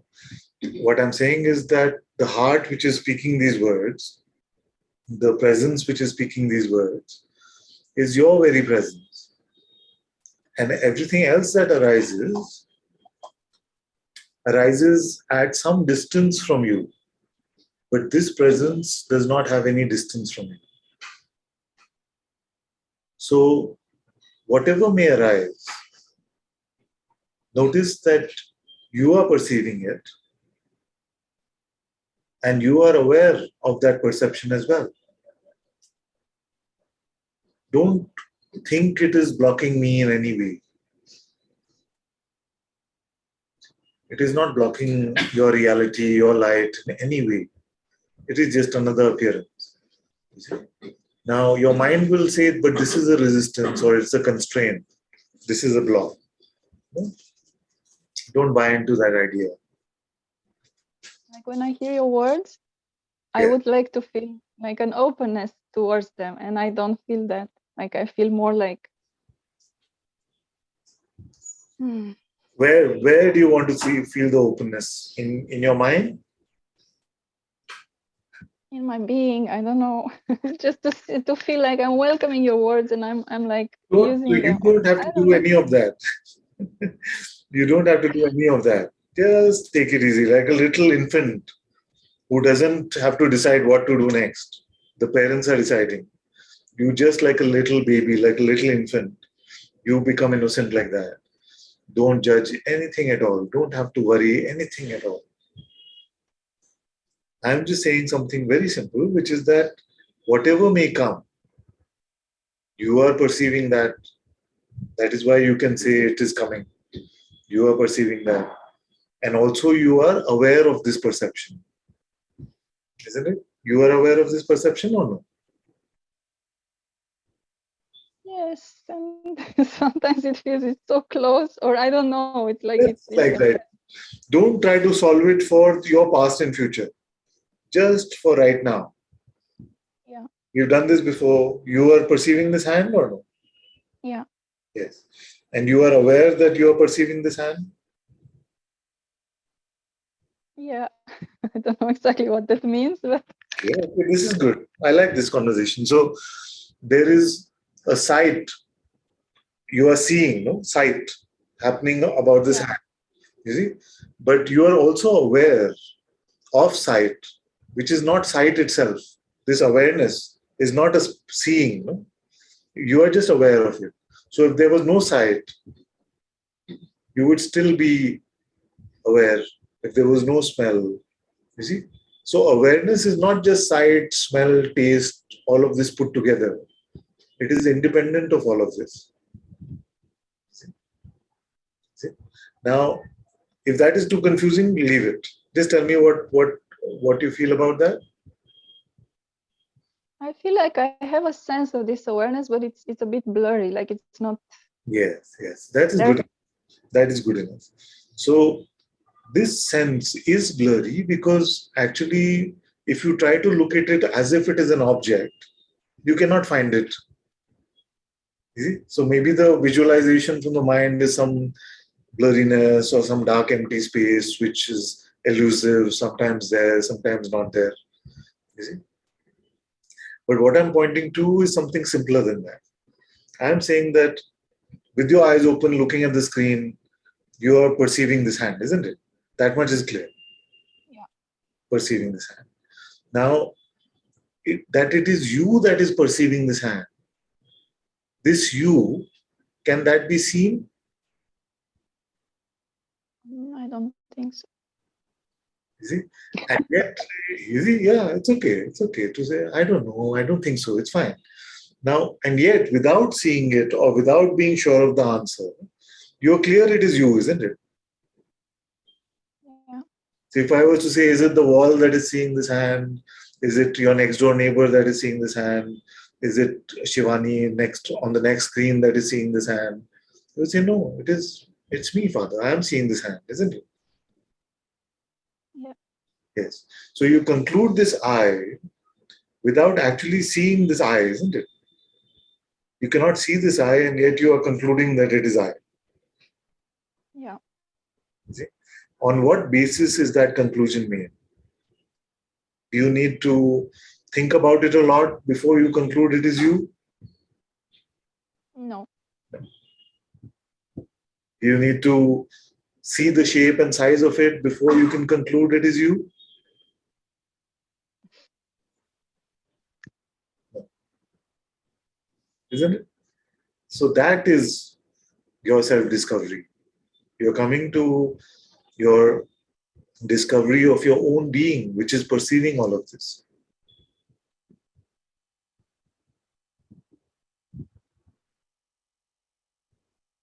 But somehow there's something like very, very like feeling that I'm not really getting it because Yes. everything is so It's very good because contracted and blocked. notice the place where you could be getting it or not getting it. Can you notice that space? You can notice that space where it's like a bit confusing. Am I getting it or not getting it? Notice that space and forget about it. But it's like everywhere. I don't know. It's like all the space.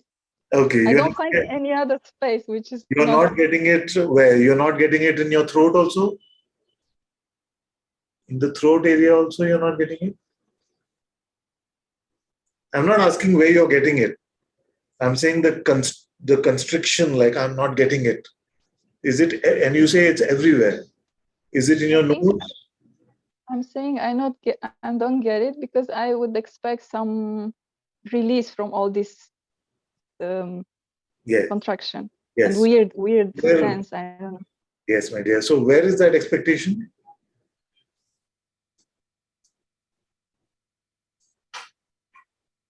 Is that expectation a thought? I can't discern that. I don't know. How do you know there is this expectation?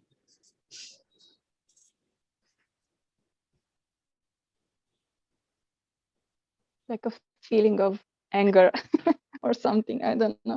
The feeling like that has the label expectation on it. No. You see? So where is that expectation? Where are the labels?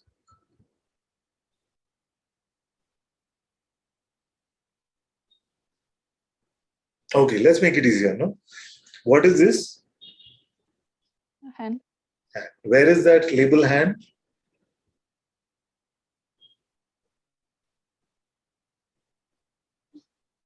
Is it everywhere? Slowly, don't worry, my dear. Don't work too hard, very effortlessly, slowly. Is the label hand coming from everywhere? Like the wall is saying hand, hand, the space is saying hand, hand, everything is saying hand, hand. Is it like that? But I don't know where it's coming from. It's coming from, I don't know really. I Yeah, just look but at the hand. where is it perceived? Don't worry about where it comes from also. Where is the label hand perceived? Inside me, I don't know. Yeah. Okay, what is this? Glasses. No? You just keep seeing see if you can notice where the label comes. What is this? Don't worry, it sounds, even if it seems like a childish exercise, just stay with me. I feel like it's helpful. What is this? Phone. You see? So you can notice the hand, glasses, phone. You see? You can observe the label arising. You don't have to investigate where it comes from. But the term, when it comes, you can observe it. I don't know. Okay, don't worry, don't worry. So now we'll try another thing. I just say one thing. I feel sometimes I'm so crazy, like I'm so mental, and I'm so ashamed to speak to you because I'm just like, No, just so. it's perfectly fine. It's perfectly fine. This integrity actually I love, so don't worry about it at all. As long as you're open like this, we are very good. We're very good. Okay, now let's do another experiment. Don't say the label out loud. Okay, don't say that this is finger, this is hand, this is phone. Okay, just notice if the label comes within you, where it comes. Okay, so what is this? Very good. What is this? What is this? What is this? Can you spot? Can you spot for yourself? Like the names were coming up for you somewhere? No, it just comes very. I don't know. I can't see where. Yeah. It feels like it just comes. I don't know. But it comes. No? The name comes. The name comes like 1, 2, 3, 4, 5, like that, or finger, finger 2. The name comes. No? So you can notice how the name comes. You don't have to worry about where it comes from, how big is it. None of that you have to worry about. But you can get a sense. You can notice the labels and what they look like. Not so much. I feel maybe there's not enough distance or something. I don't know. It's okay. They just come. I don't feel like I have the space to This observe is like very good. when they come. This is very good to spot. You see, because it can feel like for some time that it is me. It is coming as me itself. You see, it's all over me. You see, it's just all over me. I can't have. So that's very well spotted that there's no feeling of you watching that. It is feeling that you yourself become that when that comes. Is it like this? Yeah, and the same with the mind many times. Like there's no distance to observe the mind. It just feels ongoing there. Like Yes. Okay. So then this is good. Then this is good. So like this, then what you have to do first is just look right now and expose when the next thought comes. What is the thought that came?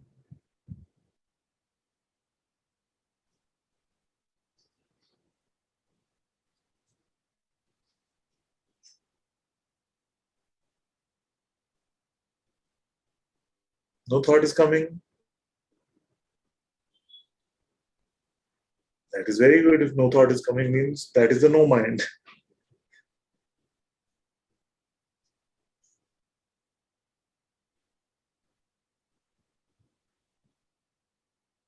That's a but long time. like now, what came is like, yeah, but inside my being, I feel so claustrophobic. Like there's no space, and Yeah. But you noticed your job is just to notice the thought when it comes. You noticed it?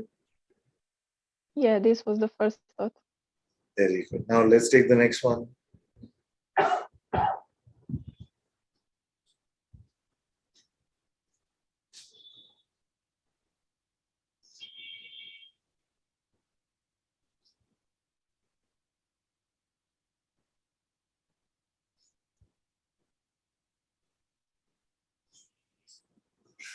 There's some fear about these things I inside. have to say one thing that there's a big gap between thoughts, which means that Well, you're there's some mumbling there, but I don't pay attention to it. Like when a that's thought is really clear, then I say it. yeah, but Maybe there's a big gap between two clear thoughts.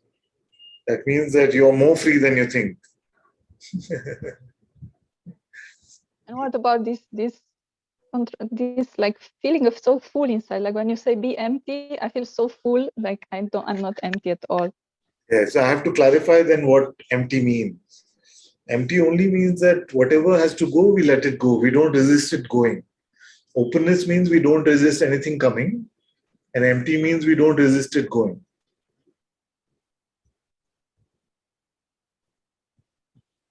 Easier? You can rewatch. You can rewatch our conversation. Okay? Yes. Thank you. So just like this, and when it feels like there's too much claustrophobia, you see, just feel like too much claustrophobia. Notice that is the claustrophobic idea inherent in the energy itself or the constriction feeling itself, or is it only feeling claustrophobic after the mind labels it as something? And I'm saying all this fast because I know you'll rewatch this. So rewatch in your own pace. So the question is, when you feel like there's too much constriction or claustrophobia in your being, notice whether there is an energy which is strong enough to make your being constricted or claustrophobic, or you only feel that way after it is labeled as bad or it should go or why is this still here? Any of these sort of labels. So this itself will help you become open and empty. And in that open and empty, what I'm pointing to is very, very clear, very, very simple.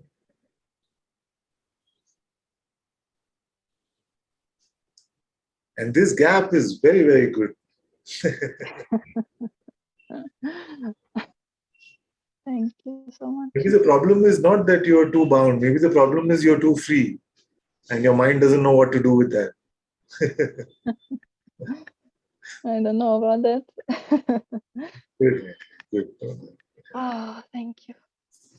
Thank you. And just one more thing. It's Yeah. still okay to leave everything to Grace now when I feel I just don't know what to do. Just Of course. leave everything and I don't know.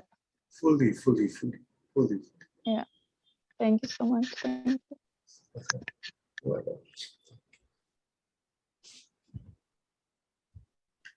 okay, last thing I'll read is Dear Anantaji, lots of love and gratitude life is taking me to Canada in 2 months. Before that, I would love to come and see you. Yes, my dear, always welcome. Are you? If you're in Bangalore, of course, it's easy. Otherwise, wherever you are, you're very welcome to come. It's your own home. You can come anytime.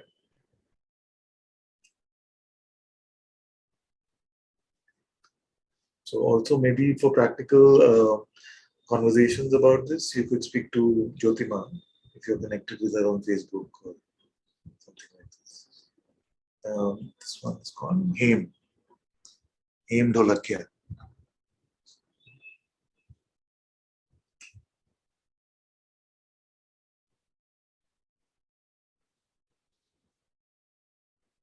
Yeah, वो भजन ना हो.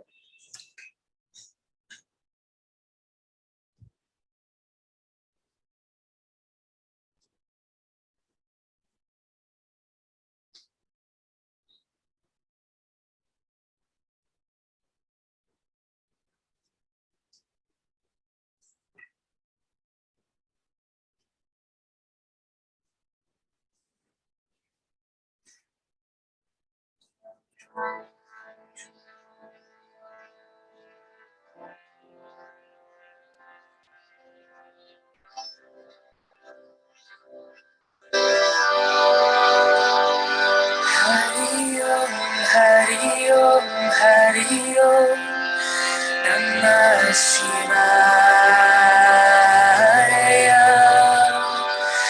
Hari Om, Hari Om, Hari Om, Namah Shivaya.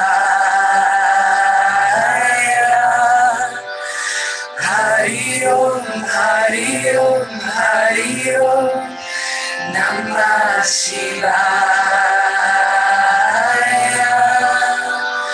Hari Om, Hari Om, Hari Om, Namah Shivaya. Hari Om, Hari Om, Hari Om, Namah Shivaya. Hari Om, Hari Om, Hari Om, Namah Shivaya.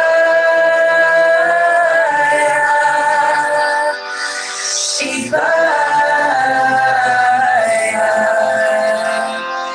Shivaya. Shivaya. Shivaya. Hari Om, Hari Om, Hari Om, Namah Shivaya. Hari Om, Hari Om, Hari Om, Namah Shivaya. Hari Om, Hari Om, Hari Om, Namah Shivaya. Hari Om, Hari Om, Hari Om, Namah Shivaya. Shivaya. Shivaya. Shivaya.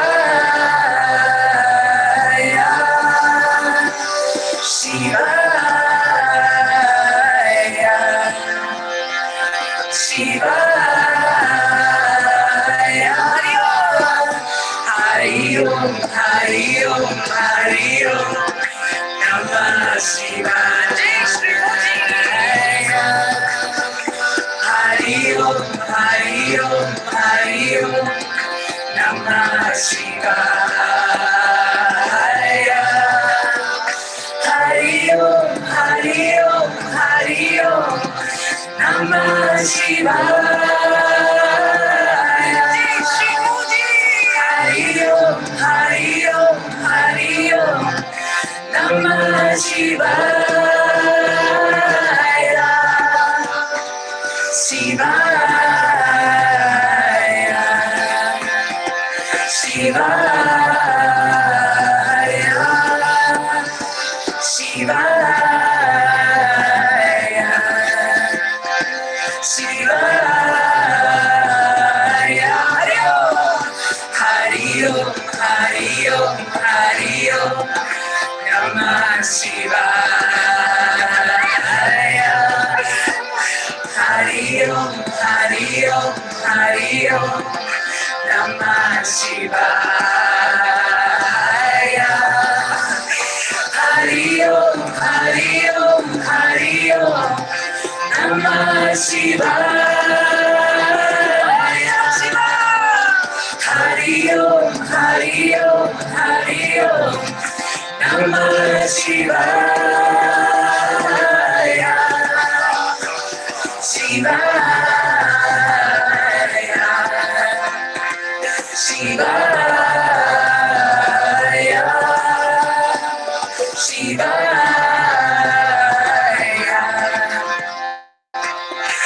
Shivaya.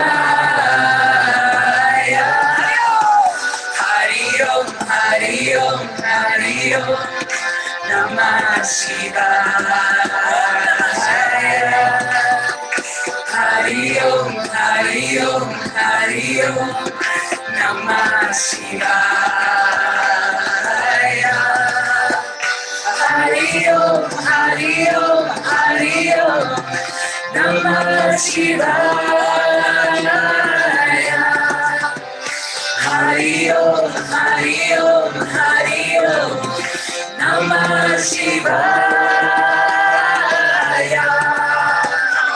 Shivaya. Shivaya.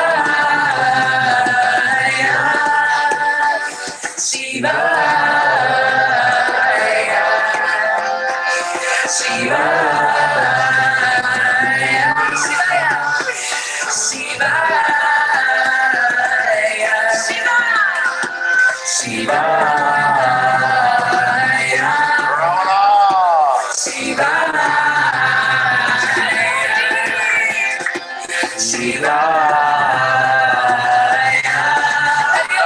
Hari Om, Hari Om, Hari Om, Namah Shivaya. Hari Om, Hari Om, Hari Om, Namah Shivaya. Hari Om, Hari Om, Hari Om, Namah Shivaya. Hari Om, Hari Om, Hari Om, Namah Shivaya. Hari Om, Hari Om, Hari Om, Namah Shivaya. Hari Om, Hari Om, Hari Om, Namah Shivaya. Hallelujah. Shivaya. Shivaya. Shivaya. Shivaya. Shivaya. Shivaya. Shivaya. Shivaya. Hari Om, Hari Om, Hari Om, Namah Shivaya. Hari Om, Hari Om, Hari Om, Namah Shivaya. Hari Om, Hari Om, Hari Om, Namah Shivaya. Hari Om, Hari Om, Hari Om, Namah Shivaya.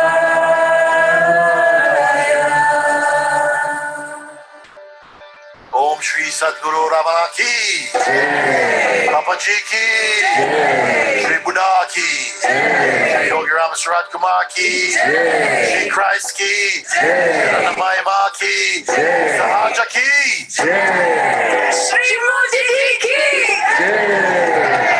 Gandhi ki jai.